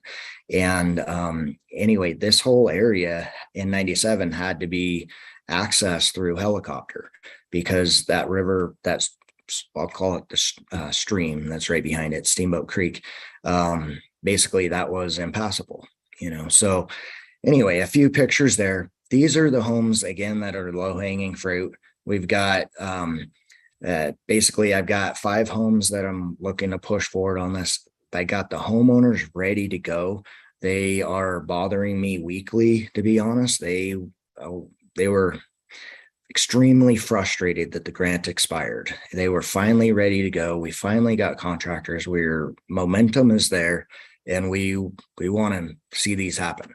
There's a ton of benefit associated with it. As I said, it's about 1/10 of the price of other solutions, but also it allows the emergency personnel to focus on what's needed. Every time the water gets even close on, our warning system and otherwise, people get U-Hauls. They try to grab everything they can, and they don't know what's happening. But anyway, just for information, Steamboat Creek is right behind this house, for instance. That house that I showed you earlier, one of the houses is right next door here. There's another home on the other side of it that just went up. This is the pocket where the water all wants to get into in the Hidden Valley area. So again, low-hanging fruit. I can answer any questions. There's all kinds of stuff. We're meeting tribal concerns. There's not much excavation associated with anything there. We've got it going pretty well. So that's the presentation. I appreciate your time. I do want to run through a couple of the other statements real fast. I'll come up, I'll go up to the map real fast. Anyway, whoop, there we go. Okay, so I talked about the 3 feet higher. That's how we're addressing climate change. That's certainly something to consider. In addition, the warmer storms basically affect the atmospheric rivers. So we could have more impacts. It's even more critical to get these low-hanging fruit projects. In the area, there are numerous repetitive loss houses historically. Again, that changes as they update everything, every 7 years or so. But with that being said, we are definitely addressing homes that repeatedly flood. The sewer plant is just downstream. Again, if people aren't having to deal with this, they are getting that. If I were to look at this, our area that we're dealing with is right here. The sewer plant is just above that. So this is the low area of our community, and that's why the sewer plant's right there. Again, if that road's impassable, it makes it tough. Let's see. I talked about repetitive loss there. The budget, I've got much more detailed breakouts on everything from, standard sticks of lumber. We were watching that with inflation, so I'm monitoring all that. Fortunately, inflation is curtailing on the lumber in particular, so that's going to help us. We have our budgets associated there, but constantly maneuvering and managing as is needed there. I absolutely believe we can make this time frame work. We just need to get it going. One of our problems is, as we are asking for extensions, typically I would put in for a request and say January, we would hear in September. People really want to move, in the summer. They don't want to be dealing with this in the holidays and in winter if there's snow on the ground, so right now we have momentum. This project was previously approved, and then we did not get that time extension. So I think that's critical. If we need to modify numbers on this in any manner or way, we are more than willing to talk about that. The tax consequence makes it nearly impossible to happen if we don't get this grant. And I appreciate your time.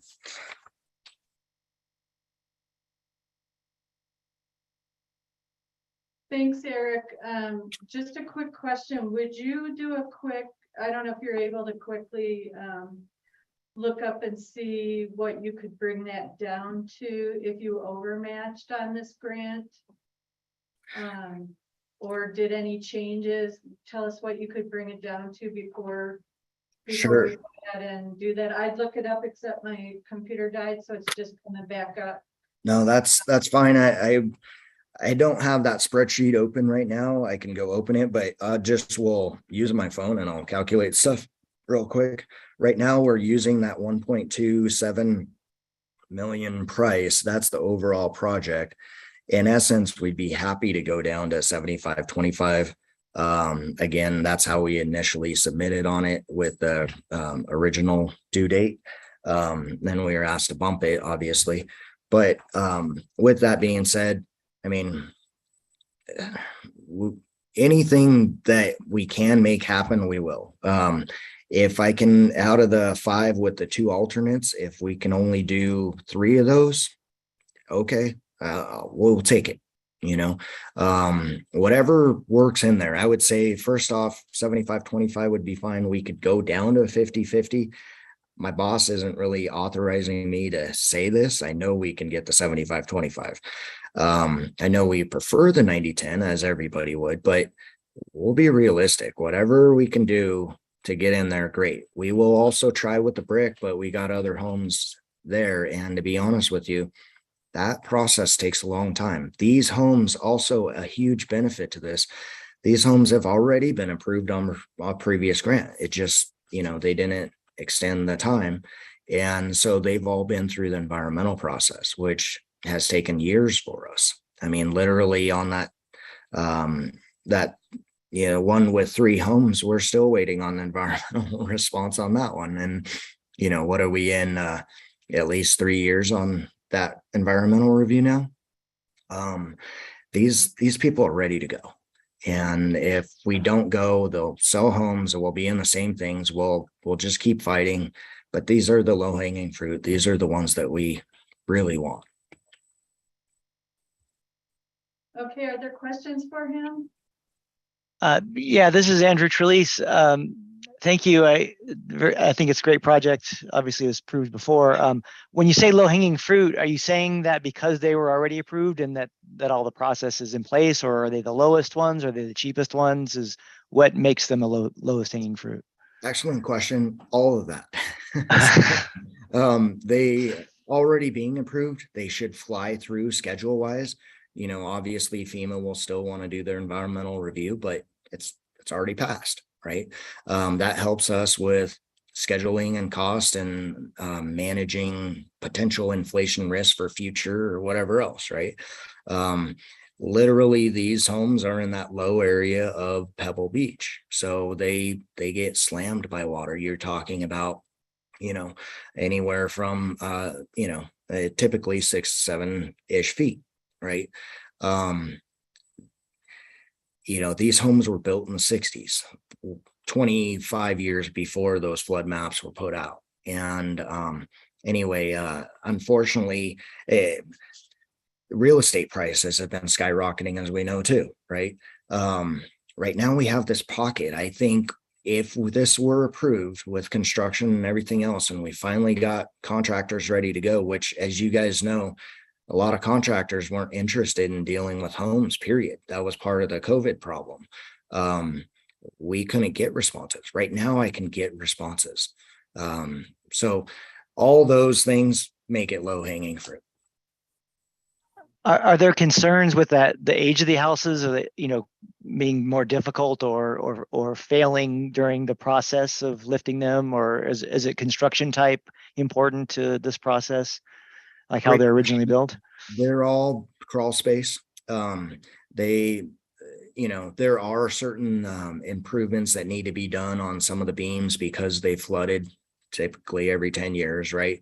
We're finding that the stem walls typically have to at least half be replaced, but outside of that, no, it's very, very successful. If anything, it's a heck of a lot easier than some of the New Orleans homes or something like that have been done, you know? No, honestly, this is a win-win situation for everybody. It keeps them from having to do claims. A lot of Nevada historically hasn't put in claims. That's changing. People are starting to throw in more claims as they're more dependent on, you know, outside resources, you know, and so I think we're going to see a lot more stuff potentially too. And these are the guys, when you're buying homes, I wish real estate agents would say stuff like this. Unfortunately, it doesn't happen quite often. And some of these people had no idea, you know. And my last question was about the 2 alternate homes that were mentioned in the application and the logistics of that. It sounded like you have 5 that you're ready to go and the homeowners are ready to go, but then you have 2 alternates that if 2 of the 5 or 1 of the 5 doesn't, you can go to that. How does that work logistically with the grant? Is that allowable? Is that what like, I I don't found, understand. yeah, so these were all part of that first packet anyway. What I found was if something happens and somebody sells a home or something changes in the time, and again, 10 years ago, I didn't know, it would take that long, right? I hope this doesn't. I am finding that no matter what on home elevations, because they're small pockets, if you will, of individual aspects on the budget, because each home, if something needs to change out, then these homes can be thrown in because they've already been included in the environmental process. And you can't switch numbers. Out of this packet, if, 2 homes decided to jump out, I've got 2 alternates that are already in there, right? So I'm just including alternates just as a safety measure and making sure that we can, do what we can on budgets. So. Thank you. Craig DiPolo, hats off to you guys for working on this for so long and being persistent and realistic. Just a curiosity question, how many houses total really need to be elevated in that area to mitigate the flood problem? Well, so one thing that this is one aspect of our overall flood project. We're working on the Vista Narrows as well. That we're doing a no rise as we end up opening that up because we don't want to send more water than we need to downstream either and affect our downstream partners. So basically, no matter what, we'll have to deal with these homes. I would suggest for that reason, we're looking at, 40 to 50-ish homes. We've already got, 10% of those, but I'm going to keep going on this. And like we said, and looking at other levees or ring levees or flood walls, whatever, it doesn't really work. And, this is a solution that seems to work. So yeah, we'll keep pushing on this, but to answer your question, probably a total of 40 to 50.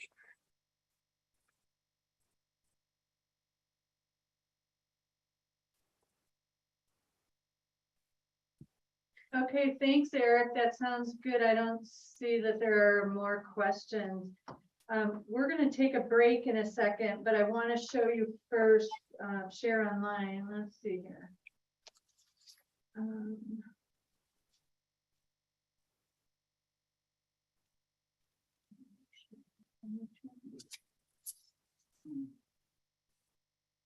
I want to show here. This is the form that the members are going to use. The working group members are going to use.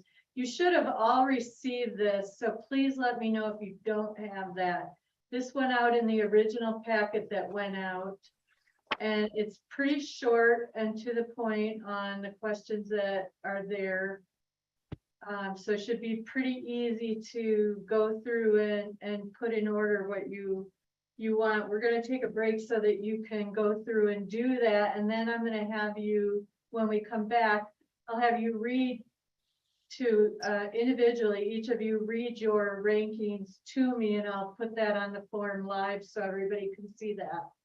So we'll be able to see. Now, one note of this is, it is a little bit of a Tetris action or game in funding, doing the funding that we can do, because this is an allocation.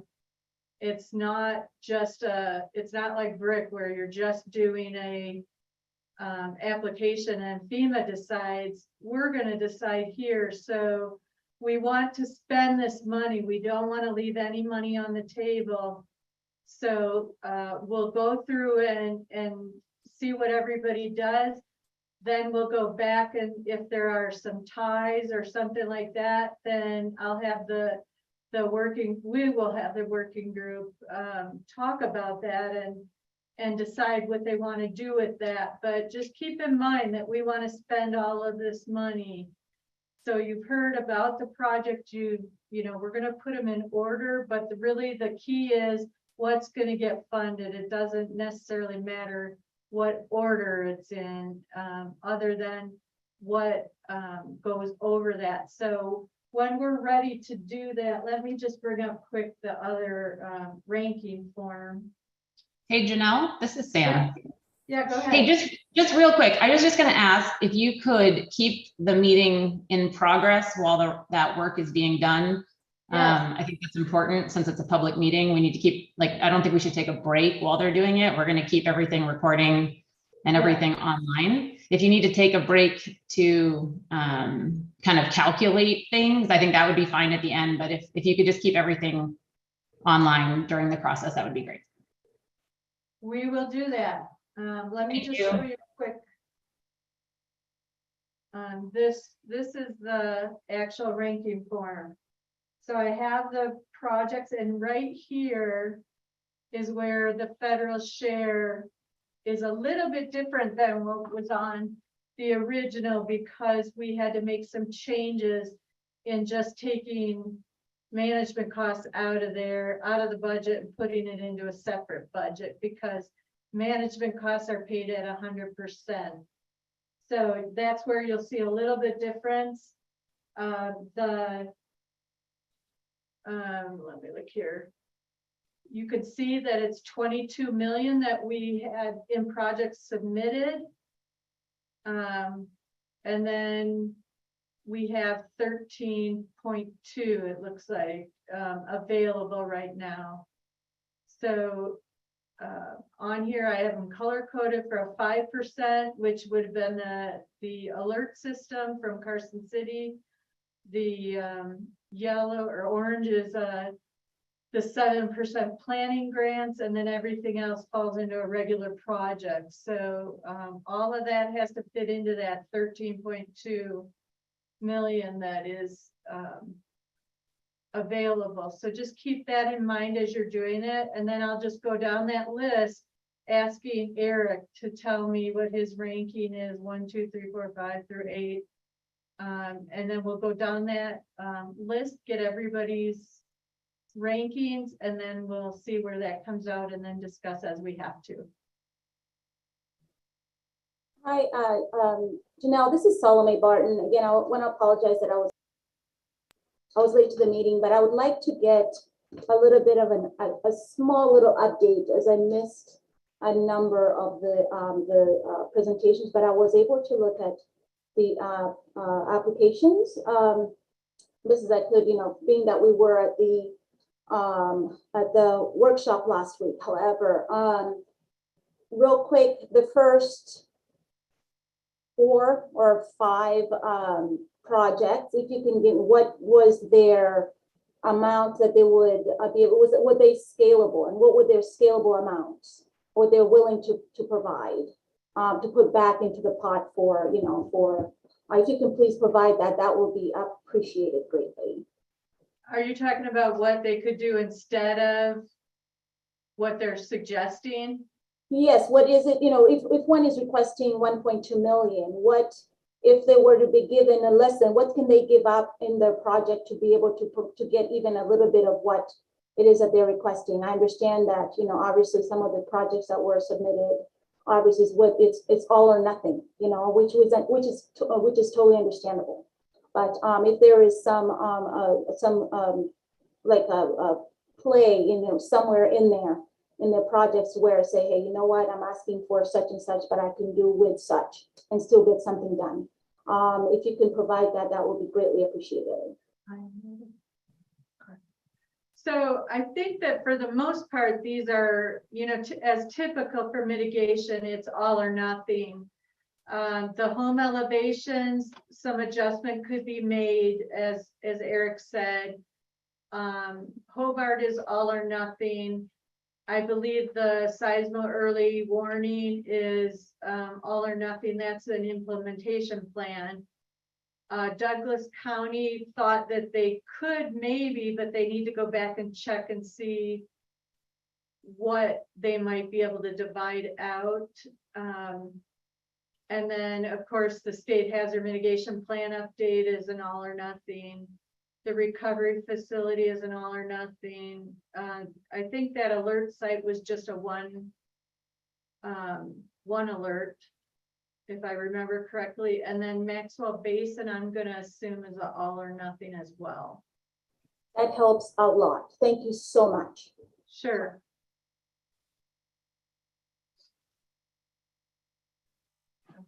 Hi, Janelle. Okay, I'll go ahead. Janelle, Sorry. this is Kathy. Yeah. I've got some other commitments that I can't get out of that I need to go, but would it be okay if I email you I've ranked mine. Can I just email you my ranking? Sure. Is that allowable? Samantha, is it okay for her to do that, or do you want her to read it in? Well, actually, Janelle, if you'd be willing to read it into the record at that time, I think that would be sufficient. And then Sure. we'll just post her rankings with the minutes so they're public. Okay, that's great. Okay, I'll send that right now. And I'm sorry I have to leave. No worries. Janelle, before you move on, will we still have quorum with her absence? I believe so. Let me check real quick, but I think everybody was here except one, so.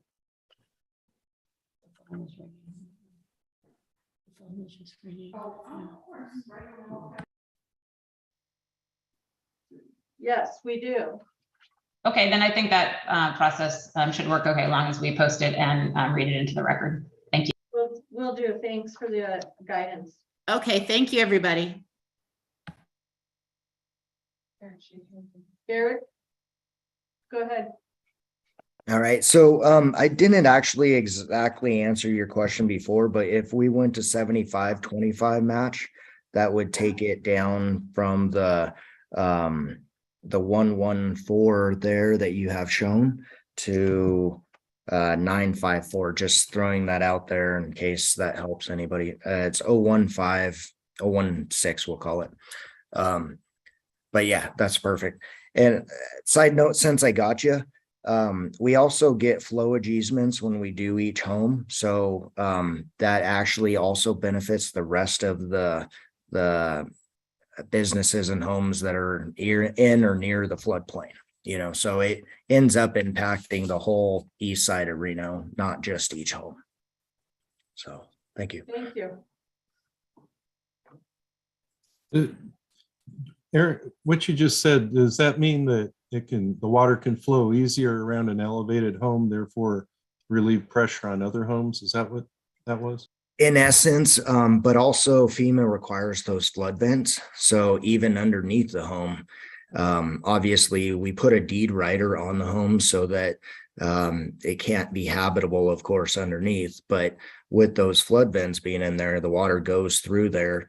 So yeah, basically it's just that much more protection. But in addition, because these are the low hanging, literally the low homes, and we can protect them, get their carpet up high and dry, then, in essence, that saves flood features for the whole rest of the east side of the valley there.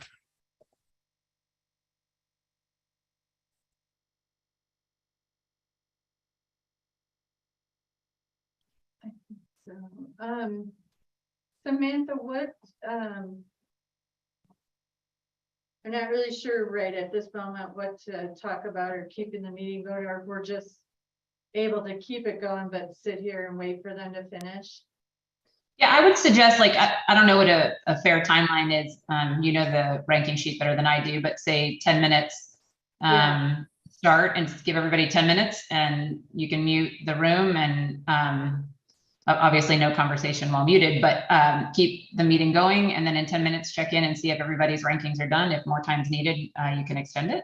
Is that what you were asking? Yes.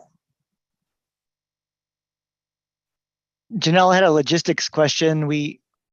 On the rating form, there's points that ultimately work into the score, and we don't know the information on the ones that the hazard mitigation staff are filling in. If I rank a certain project higher and then my score sheet goes to public record and the score doesn't rank as high, how does that work?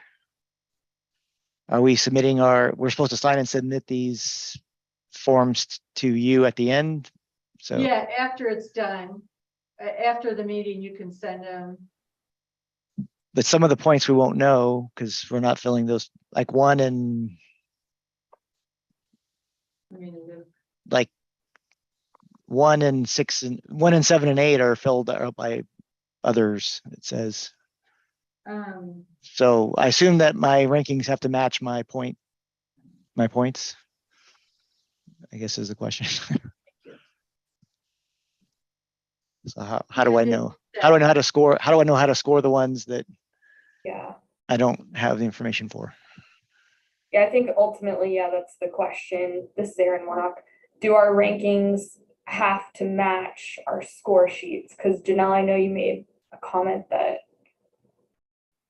like, even if they're ranked, anyway, you said something that made me think that maybe that's not the case.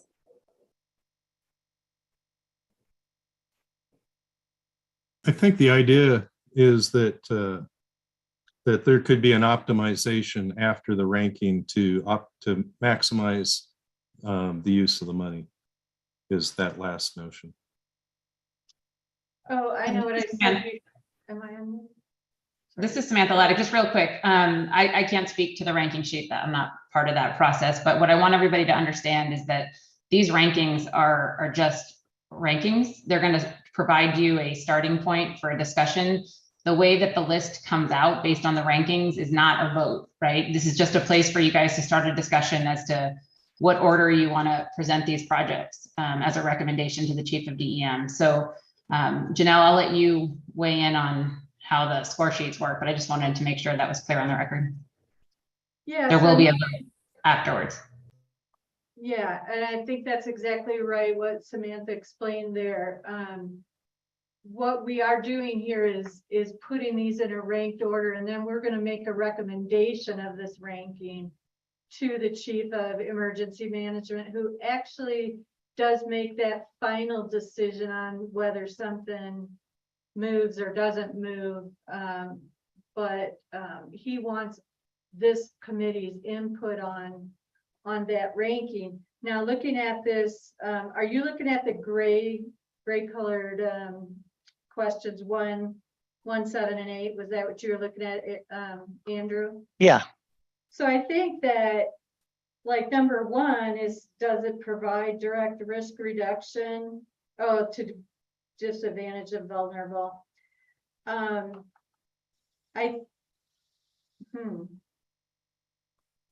Doesn't seem like any of them do anything directly to a disadvantaged or vulnerable. And that's a brand new issue that has come up with FEMA, although it does not apply to this grant program. It applies to BRIC, where they're trying to use funding for disadvantaged and underserved communities. And this is something that President Biden has put forth. I think, and you tell me if I'm wrong, Samantha, if I'm allowed to do this or not, but I would say maybe we're saying, does it provide direct risk reduction benefits to the community and population? Or is it, I don't know, maybe something is not affecting people, but maybe the area around, outside of it, or how much you feel like the benefit was for that risk. So it's kind of an either or, but it's, I don't know that we necessarily have to use the disadvantaged part there. So I didn't, that's my fault. I didn't recognize that. The other 2 were, was a proposed mitigation measure previously approved and funded and subsequently canceled. But I don't think we do have the home elevations were funded, but they didn't get an additional extension. So that's, kind of up to you guys how you would take that. Was it canceled? Well, they did withdraw a couple of properties in order to resubmit so that they could still do those properties. So it's up to you guys on that one. And the last one is, were they submitted, eligible, and yet deemed remains unfunded because of lack of funding? And that also falls into the State Public Works Hobart project. That was deemed eligible both years, but it wasn't funded because they fell below the line of what was available funding. Janelle, real quick, this is Salome Barton. Real question. Looking at the forms and they're grayed out, it shows in this very small print in the right column, it says that this question to be filled by hazard mitigation staff. That's not us though. That's your department. That's correct? true. So we could skip those and just answer the ones that aren't. So Thank you for pointing out. Okay, so 2 through 6 are all we're delegated to answer, but 1, 7, and 8 are not for us to answer. Yeah. Okay, that's what I understood. Thank you. Yeah, so we can answer those, but I think I could probably tell you exactly what they would end up to be, so you would know ahead of time. So I would just leave those points off of there. Yeah, that was basically my point, is if you guys fill those in and then now my rankings are changed because of that. Right. If that's okay with you, then I'm good. That's all I was really, We'll that's just what I was leave trying them to do. off if that's sufficient for all of you guys. Is that okay, Samantha? Can we make? Yeah, I think you came to a logical conclusion just looking at this. It doesn't appear that 1, 7, and 8 should be filled out by the members. And if you do that consistently for all the projects, I think the rankings will make sense. At least that's what I'm gathering by this conversation. Yeah, and it'll go by what you guys are ranking, not by what we add to or take away.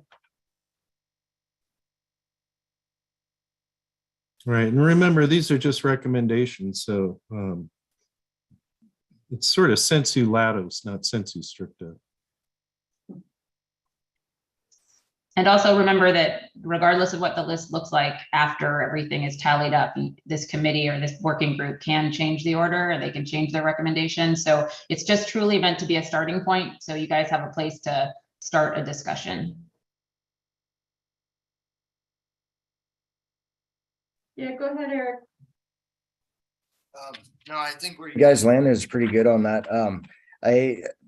I seem to recall on the brick stuff, because that was such a big issue. And I know we partnered in with you guys to look at the disadvantaged, vulnerable communities. I think it was just that one community in Nevada. Was it Pioche or something like that?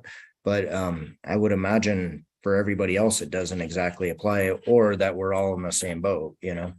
The only other one, is that the flood project didn't get the time extension, which is in the parentheses below. So anyway, I would recommend that if you are going to add any numbers, you do there prior to them talking about it. So it's just everybody has it.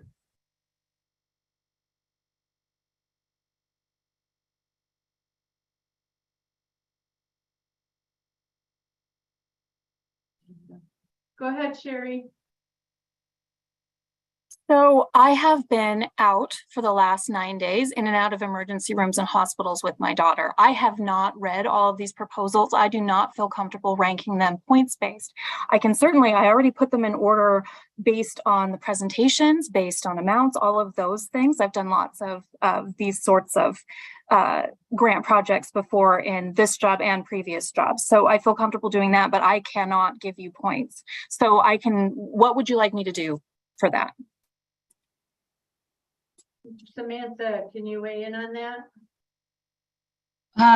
Well, I think she could probably be part of the vote at the end as a voting member once the rank order list is kind of agreed on by everyone. But I think unless you're going to do the full ranking process, it probably makes sense not to do it at all. Either do it the way that it's being presented or not do it at all. But I don't think that if you're comfortable, I don't think that would prohibit you from being part of the vote at the end once it's determined what order they're going to be submitted to the chief. But that's a decision that obviously you need to be comfortable with. But as far as someone doing the rankings differently than everybody else, I don't think that makes a lot of sense.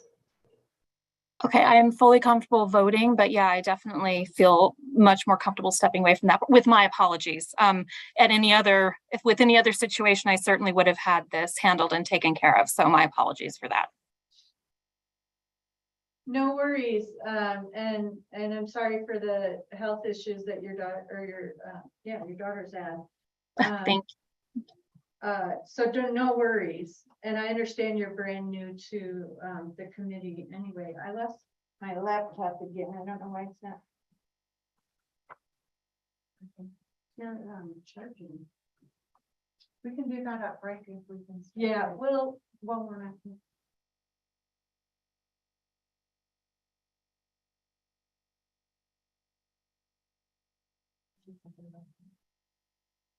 Like right now. Okay, we are going to, I think, take a 5-minute break while you guys can finish up and take a bio break or whatever you need to do. We'll put a timer on for 5 minutes and then let's see, I guess that timer. What are we doing? Come back at 1:21. Is that right? 20. I'm looking right here. Oh. 1:21. That's the governor's time. Okay. 1:23. Come back and we'll get everybody's rankings and hopefully get my laptop back up. Excuse me, Janelle. Yeah. Hey, this is Lorraine Walser. I think I'm going to need to close item 5 Yes, because go that ahead. was Sorry. presentations. So sure, with that, I will close item number 5, and when we're through doing our rankings, we'll be moving on to item 6. Thanks. Thanks, Lorraine. Sorry. Actually, thank you, Lorraine. That's very helpful, but I do think the rankings are part of item number 6. So if we're going to take a break just for normal everyday needs, let's take a break, and then when we come back, we'll start the ranking process. Does that make sense? Yes. Yes, of course. Okay, does that work?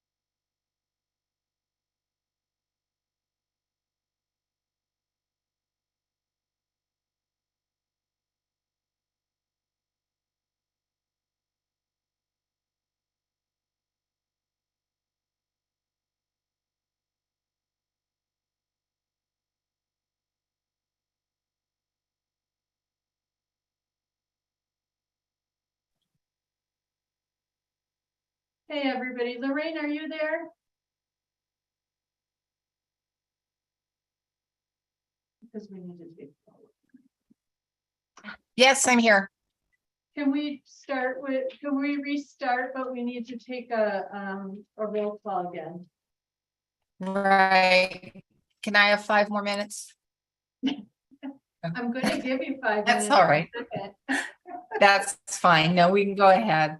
Okay, we'll go ahead and let's see I don't remember what time we left. 1:20 was when we took our break. So now it's 1:26 and we'll call this back to order.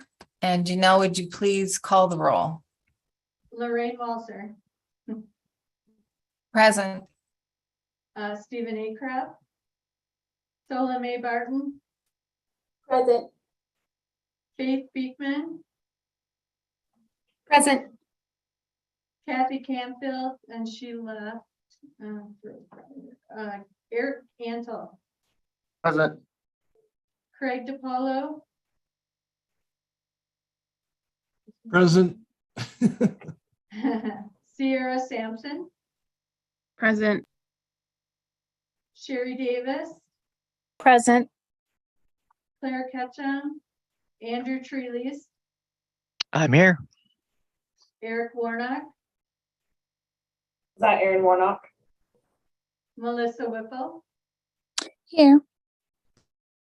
Okay, and I am here as well. So everybody is back. Chair, if we can, if you'll pardon me on this, we're going to give the official 5 minutes to do your ranking before we come back to read those into our record. So let's go. Okay, thanks. Where do you want to go? Like 135? We'll go 135 to start back. Or not start back, but be ready to do our ranking.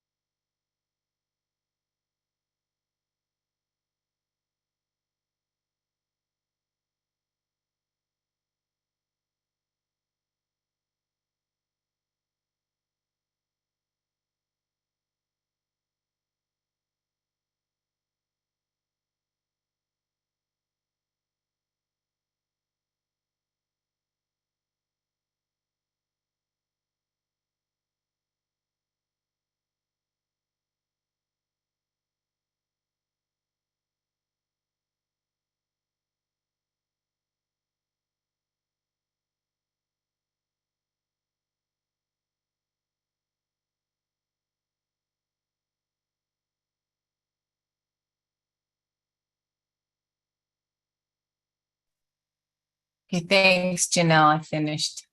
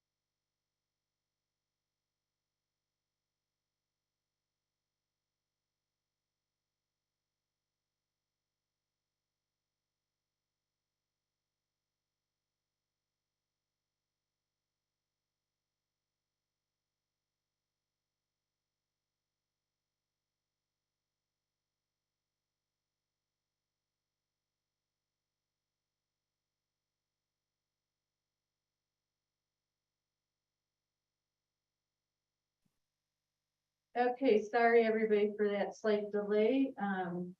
My laptop died again because the strip was turned off. So, one thing first for housekeeping, if everybody could refrain from using the chat feature anymore, and we're not supposed to use that during the open meeting law.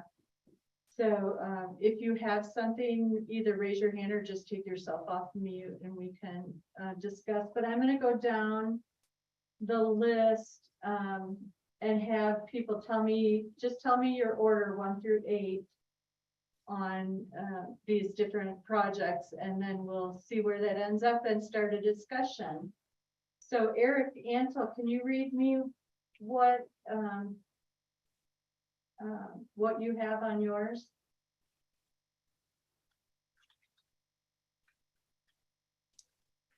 Janelle, can you hear me? Yes. All right, so not just to make sure that I scored appropriately, not using question 1, 7, or 8. That is how I determine my points. Was that appropriate? Correct. And you don't need to read me the points. I just need to know the order of ranking that you did. Okay.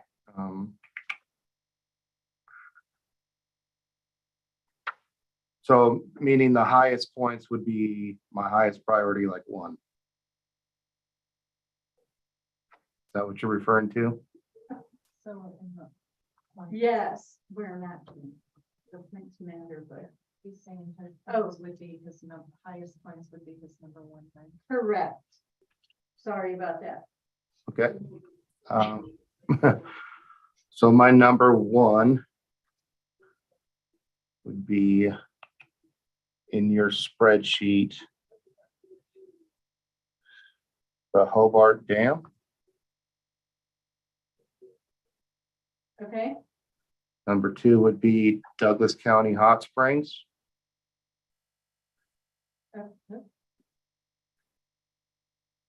Number 3 would be the Carson City Recovery Facility.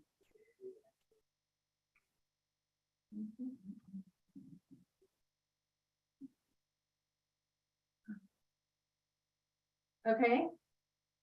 4, the home elevations.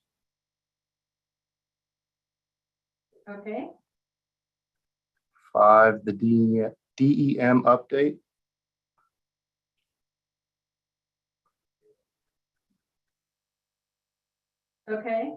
6, Carson City Maxwell project.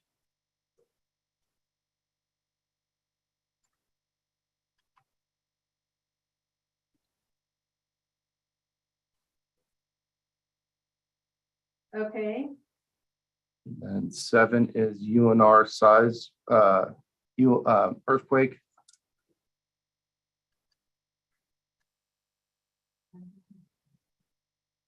Okay, and then that leaves the alert sites for 8, is that correct? Yes, ma'am.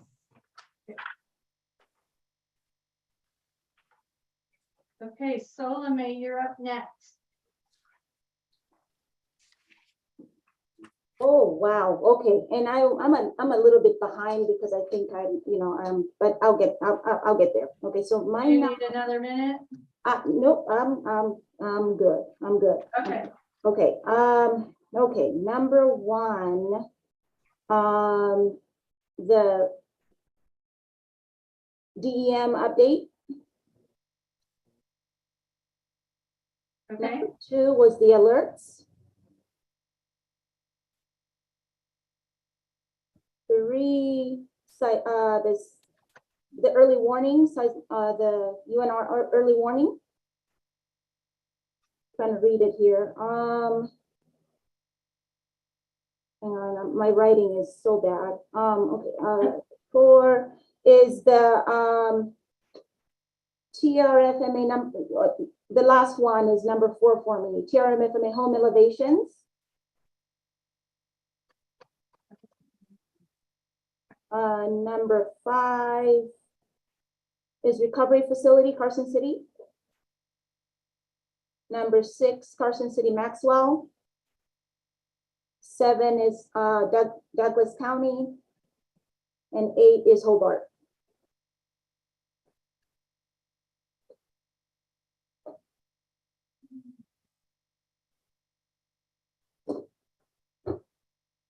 Okay, sorry, it takes me a little bit because my laptop is not working with me.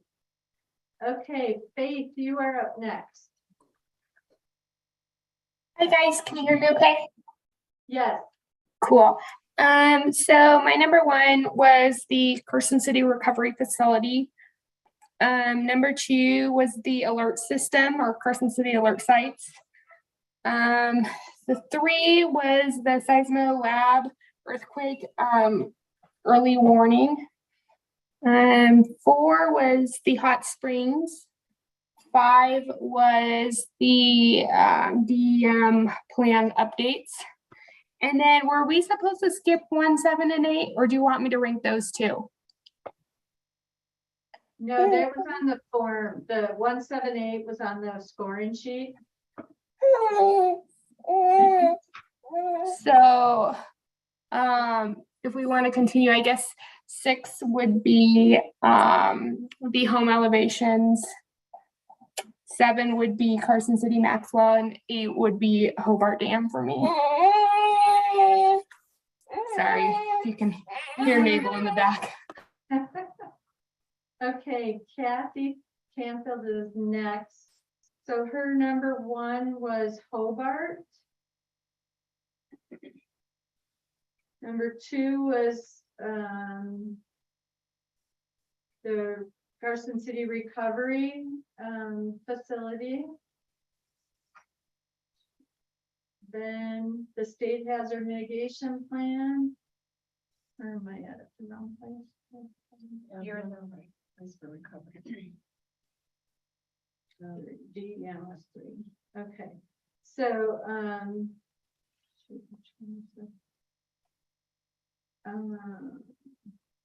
Hobart Dam was next, number 4. No, I already did that one. Hang on one sec. I got it back.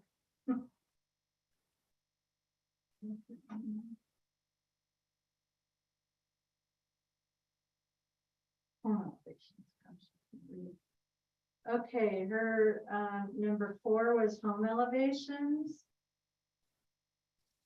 Number 5 is Douglas County. Number 6 is the Carson City Alert. Number 7 is the UNR Seismo Lab. And number 8 was Maxwell. So that was Kathy Canfield. Sherry, we were skipping on this part. Craig DiPolo, you're next.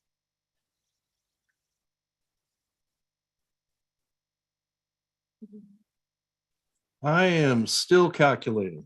So could I go ahead and move me down a ways if you would? Okay, Sierra, you would be next.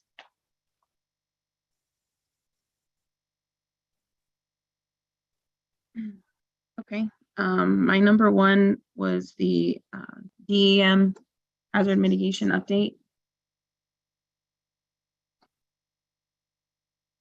Okay, Number two I had was the Carson City Water Resource Recovery Facility. okay, Three was the UNR earthquake early warning research and planning.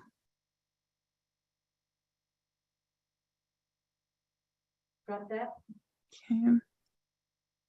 Four was the Douglas County Hot Springs.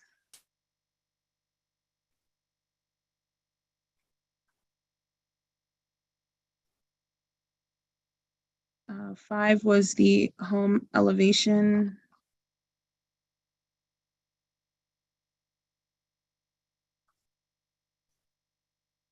Let's see, six was the Maxwell project.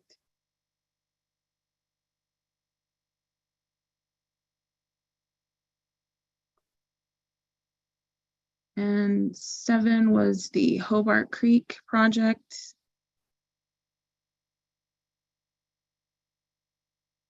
And the final was the Carson City alerts. Okay, thank you. Andrew, you're next. Okay, I had the state hazard mitigation plan as number one. And then everything else is number two. No, I'm kidding. It was really hard, but I put the Carson City alerts number two. Okay, The Carson City Water Resource Facility Recovery Facility number three. The home elevations number four. The earthquake early warning number five.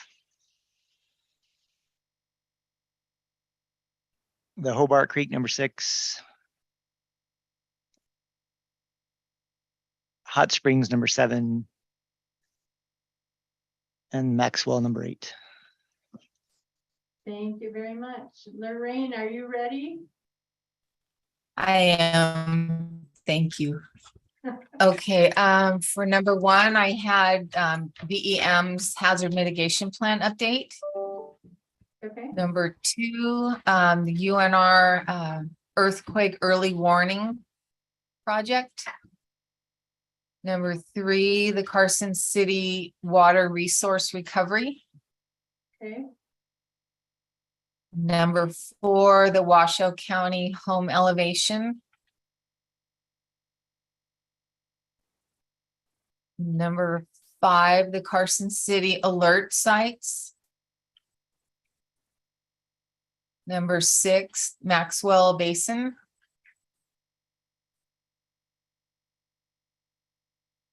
Let's see.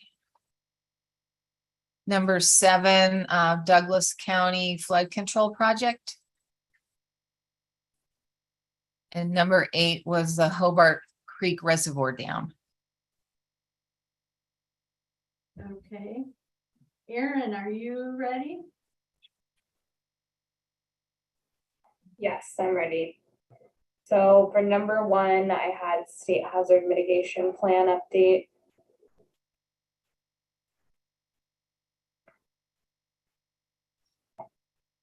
Hang on a second. Actually, where is that? Might need to hide some of your columns in the meantime. I think so. Let's see.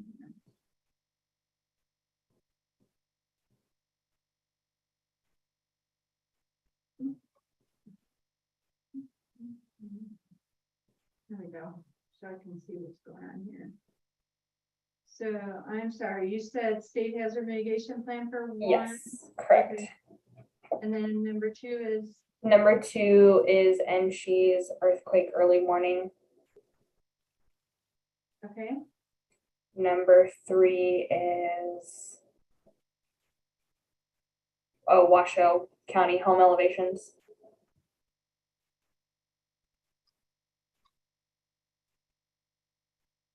Four is Carson recovery. 5 is Douglas County Hot Springs. 6 is Hobart.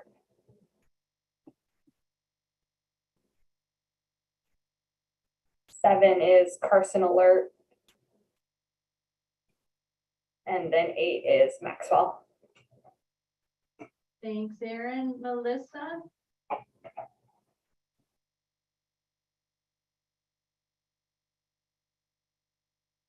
Are you ready or you need us to come back to you?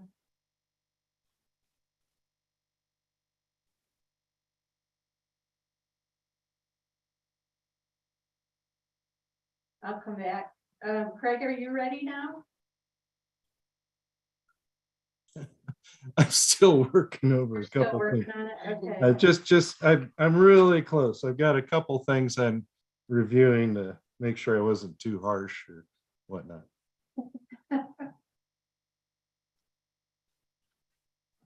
Hey Janelle, this is Faith. I think Melissa got like locked out or kicked out, and then she was in the waiting room and was having issues rejoining. But I was gonna say, there has been no waiting room requests. Are you able to text her and ask her to try to get in again? Because we're not seeing a waiting room request here. yeah, let me check.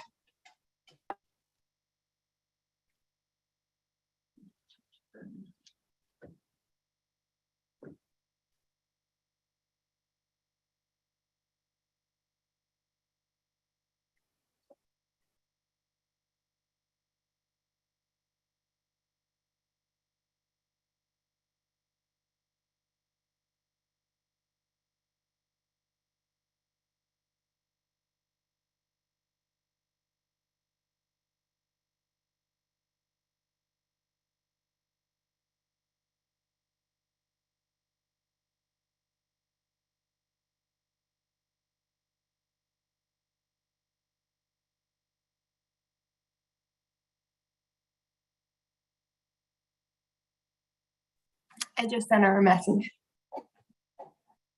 Thank you.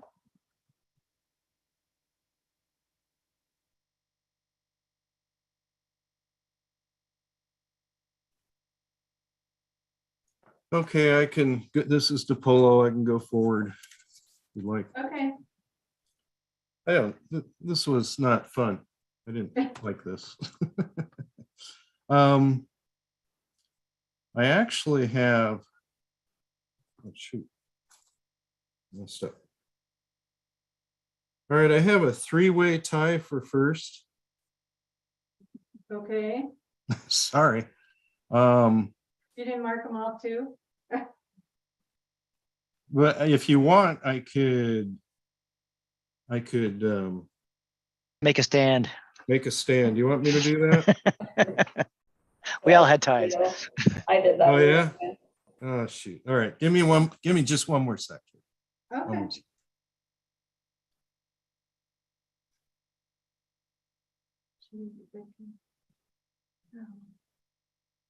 It pops right here. Yeah.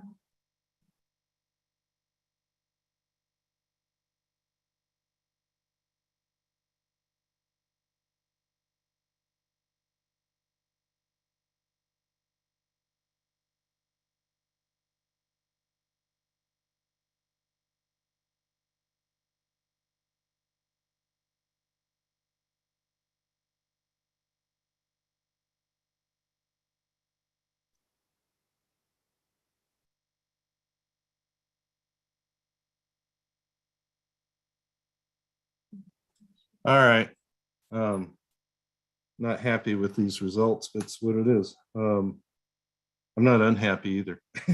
So number 1 was hot springs. Number 2, Hang on a sec. CC water recovery.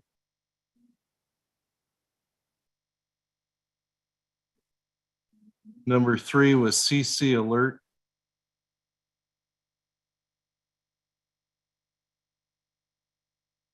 Number 4 is the state mitigation plan. But I really think that should be up there. It's okay. There were questions I wish I could have responded to that weren't on here, if you will. Let's see, number 5 is the Washoe home elevation. That got on big on the first one. Number 6 is Maxwell Basin. 7 is Hobart. And unfortunately, earthquake early warning went to 8. Mostly because it just, in my interpretation, was a square peg in some of these questions, if you will, like climate change and stuff like that. But anyway, that's what the numbers came out to. Okay, so we're still waiting on Melissa. She didn't get back in, right?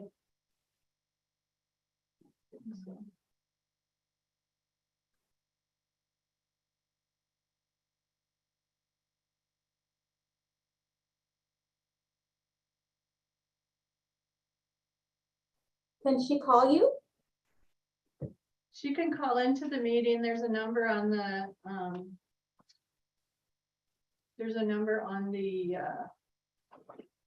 invite.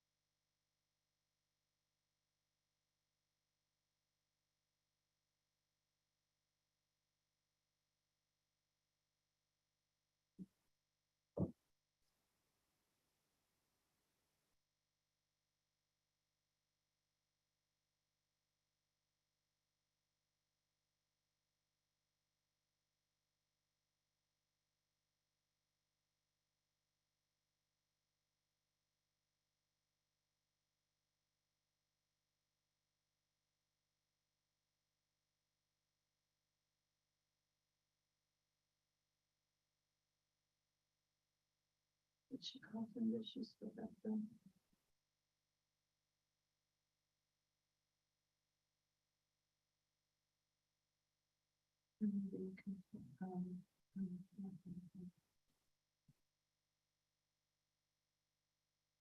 So the phone line works. I just tested it.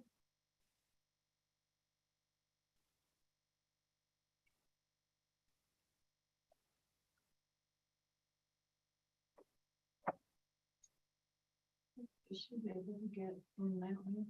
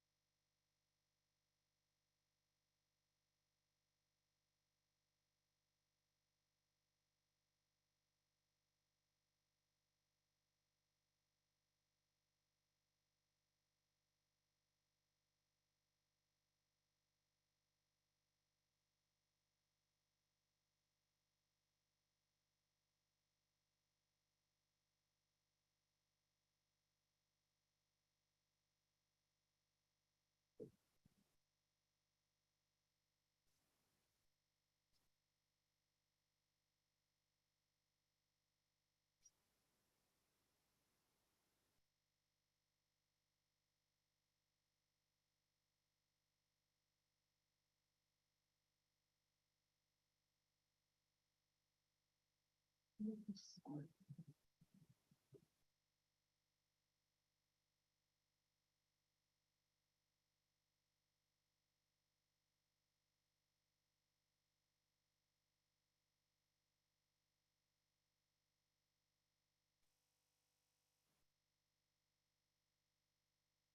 think you might want to grab the whole table there if you sort it. The whole table? I didn't have time to figure this out before.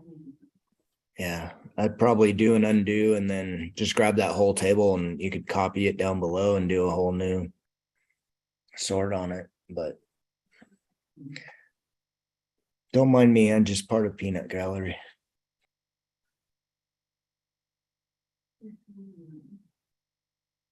And we're playing by golf rules here. Low score wins. Hey, Faith,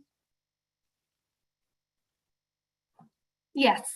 are we able to get her to call in? I messaged her and I'm not sure what her status is or where she's at. I have not heard back. Okay, otherwise she could. Let me see if I can get her scores from her or possibly she could email it. I'm not sure. She can email to me.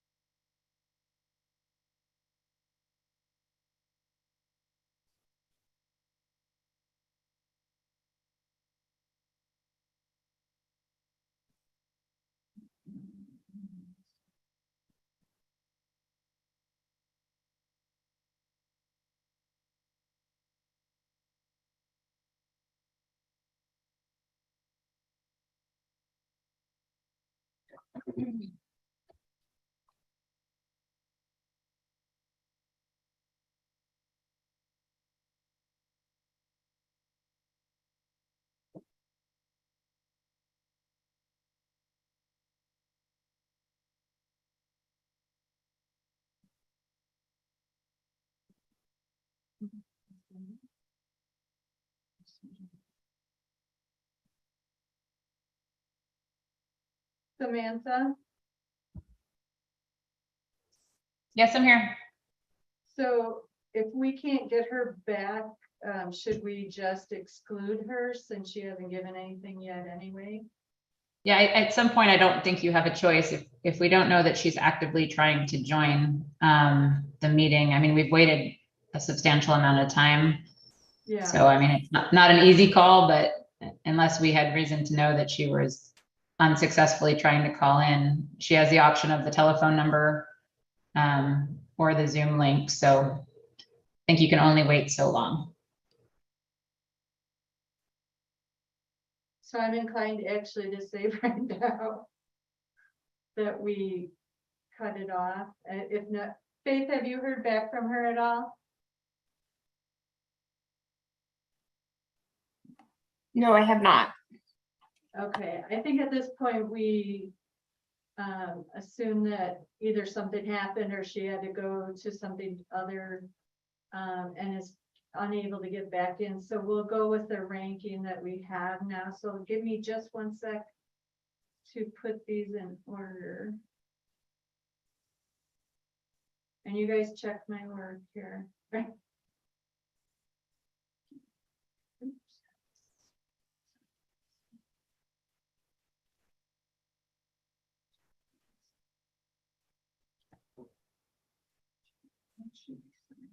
Janelle, are you factoring in the hidden columns that the one, are they all there now? Well, it still would, let me see. No, I'm not.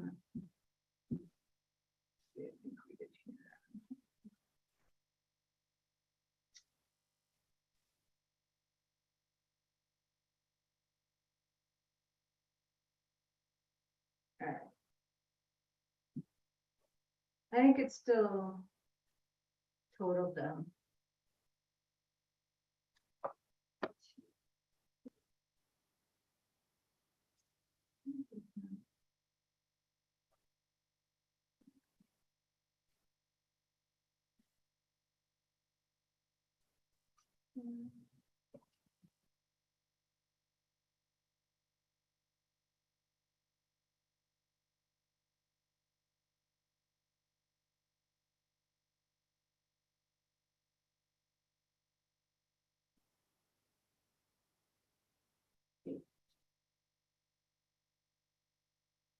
All right, and I don't know how to sort these. Let me tell you what these are.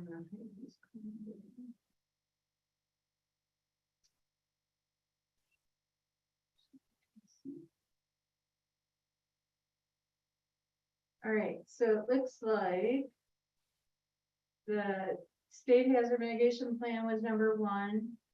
Number 2 is the Carson City Recovery Facility. Number 3 are the home elevations. Number 4 is the Seismolab early warning plan. 5 was Douglas County. 6 was the alert sites. 7 was the Hobart Dam, and 8 was the Maxwell Basin. Now, let me go down through these and see.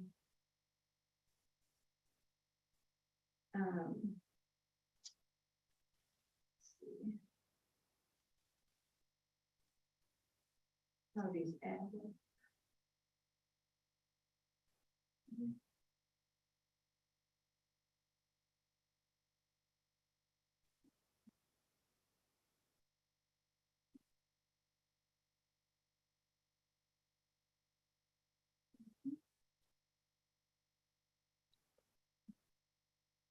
That comes out to, so the first 5 total up to 10,570,243.20. I don't think you guys, or maybe you can see it. I just can't. And let me see if I do the next one. Melissa, she's on. She's on now.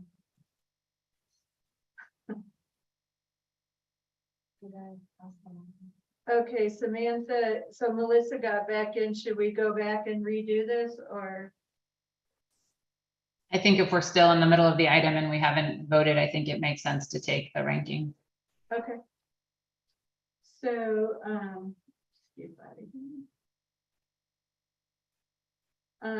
Melissa, if you're there, do you have your ranking ready?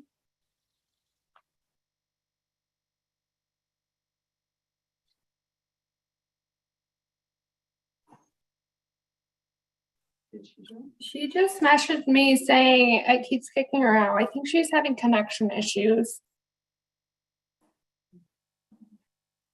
Okay. Yeah, that's a bummer. I get that at my house too. She's not there anymore. Okay. So let's just go on then, unless she comes back on. so I, let's see here. Let's see.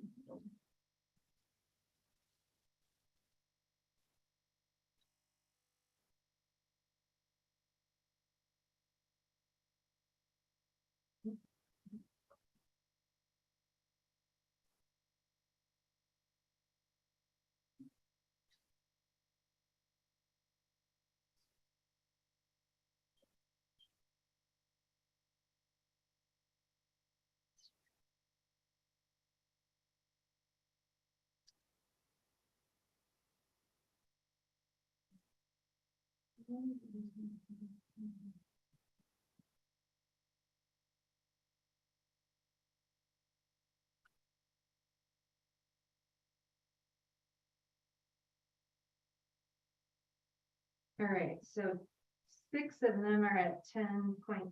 So if we go to number 7, that puts us over with Hobart. Hobart takes us from 13.2 that's available to 20.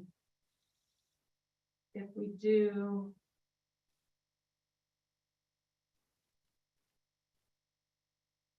this last one, just giving you an idea.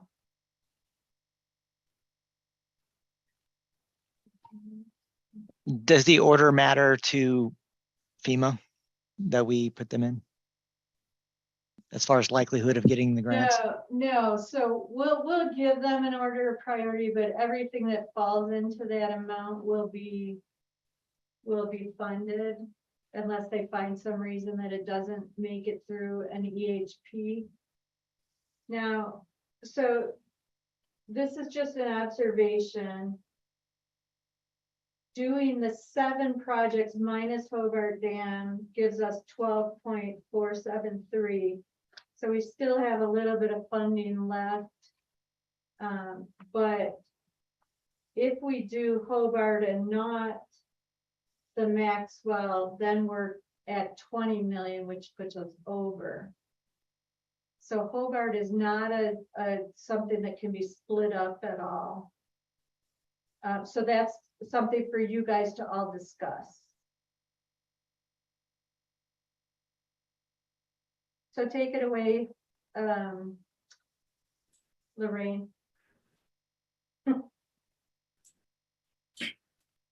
So this Okay. is. Go ahead. Sorry. No, go ahead, please. So this is DePolo. If with that number that you just came up with, and in the scenario that we don't do Hobart, what could we do that would use up the rest of the money? We still have some time left that we could try to find a project that we could submit still.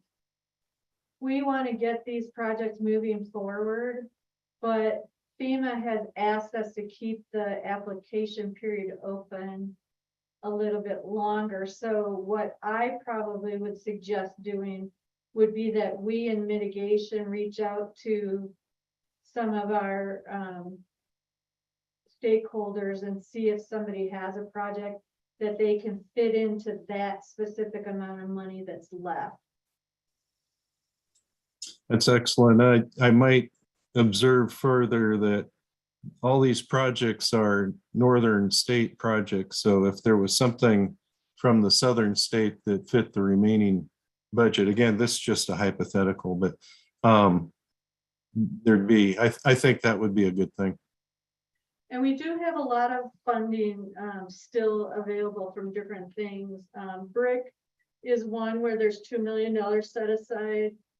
And we have some HMGP post-fire that's over $1 million. That goes to the fire people first, but they rarely spend all of that money. So there is opportunity still. And Hobart can still also, and I'm not suggesting either way, you guys have to decide this, but Hobart can still, we can work to put a better application together for this round of BRIC. So that's a possibility. If But you they're willing to do that, if it doesn't go with this group, I'd endorse doing that. Of course, it depends whether they want to go through the work of doing that, but it's a worthy project for sure. Oh, definitely, and we have discussed it already, and what we really need to focus on with brick, and for anybody who comes up with projects that can go to the competitive side, is answering all those technical criteria that are scoring criteria for brick, and that's where we've kind of fallen down a little bit. Do you have thoughts? Guess speak around. No.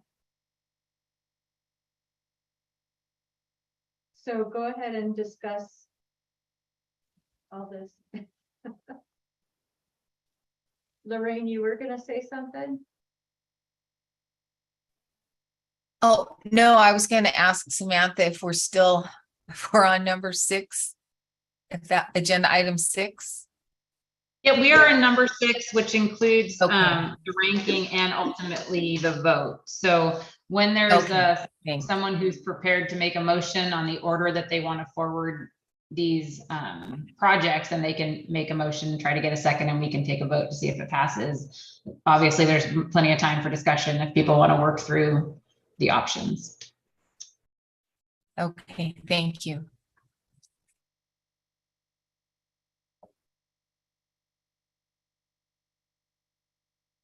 So it sounds like we're not allowed to discuss until somebody makes a motion in a second. So should we do that?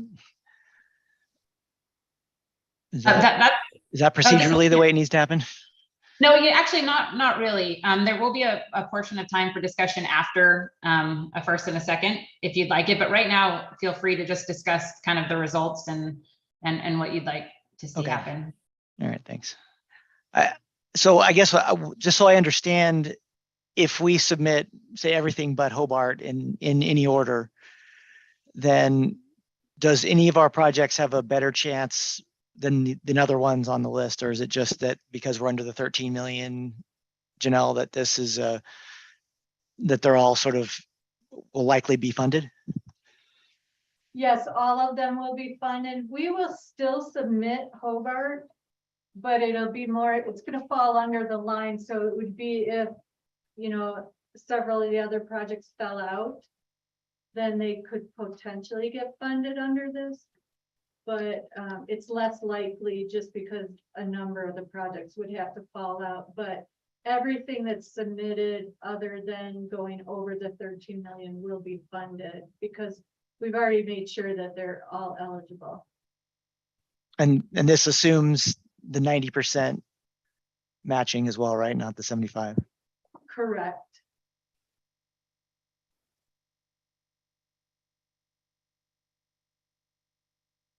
Well, Craig DiPolo, I'd be willing to try a motion. I'd recommend that I'd move that we recommend to the Division of Emergency Management for its consideration all the projects except for Hobart, or putting Hobart last, but ranking them in the same ranking except changing Hobart in the Carson City Maxwell because of budgetary considerations, and then just presenting the ranking order that's been given here. I'll second that. I understand it. Andrew Trelease, I'll second that.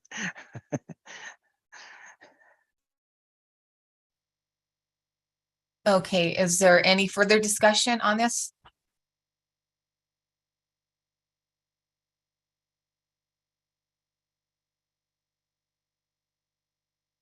Okay, hearing none. With that, all in favor, please indicate by saying aye. Aye. Aye. Aye. Aye. Aye. Aye.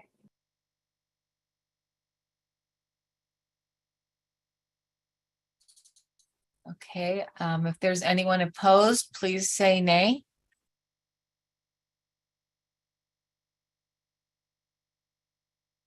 All right, with that, the motion carries. And we'll move on to agenda item number 7, which is public comment. This is for discussion only. No matter may be taken, I'm sorry, no action may be taken upon a matter raised under this item of the agenda until the matter itself has been specifically included on an agenda as an item upon which action may be taken. Public comments may be limited to 3 minutes per person at the discretion of the chair. Comments will not be restricted based on viewpoint. To provide testimony during this period of public comment via telephone, please call in anytime after 11 a.m. on the day of the meeting by dialing 669-219-2599. When prompted to provide the meeting ID, please enter 686-738-8625 and then press the pound key. When prompted for a participant ID, please press pound again. When asked to provide public comment, please press *6 to unmute your phone and *6 again when your comments are complete. Please be advised that the YouTube stream will be between 60 to 90 seconds behind in the live meeting. If you would like to present public comment, please call in using the previously mentioned number to hear the meeting live. I will now open the meeting for public comment.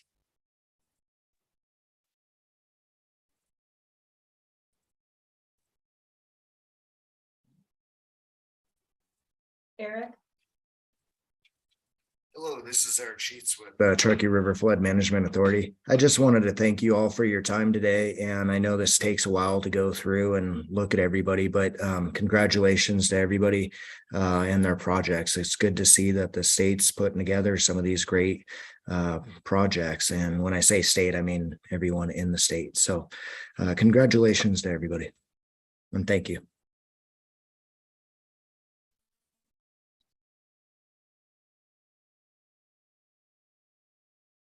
Okay, thank you. And if there are no further comments, I will close agenda item 7 and we'll move on to number 8.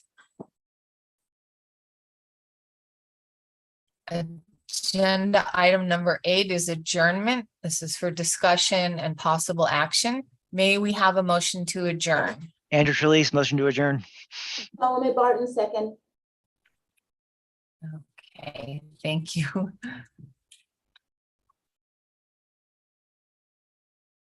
Okay, is there any further discussion on that motion?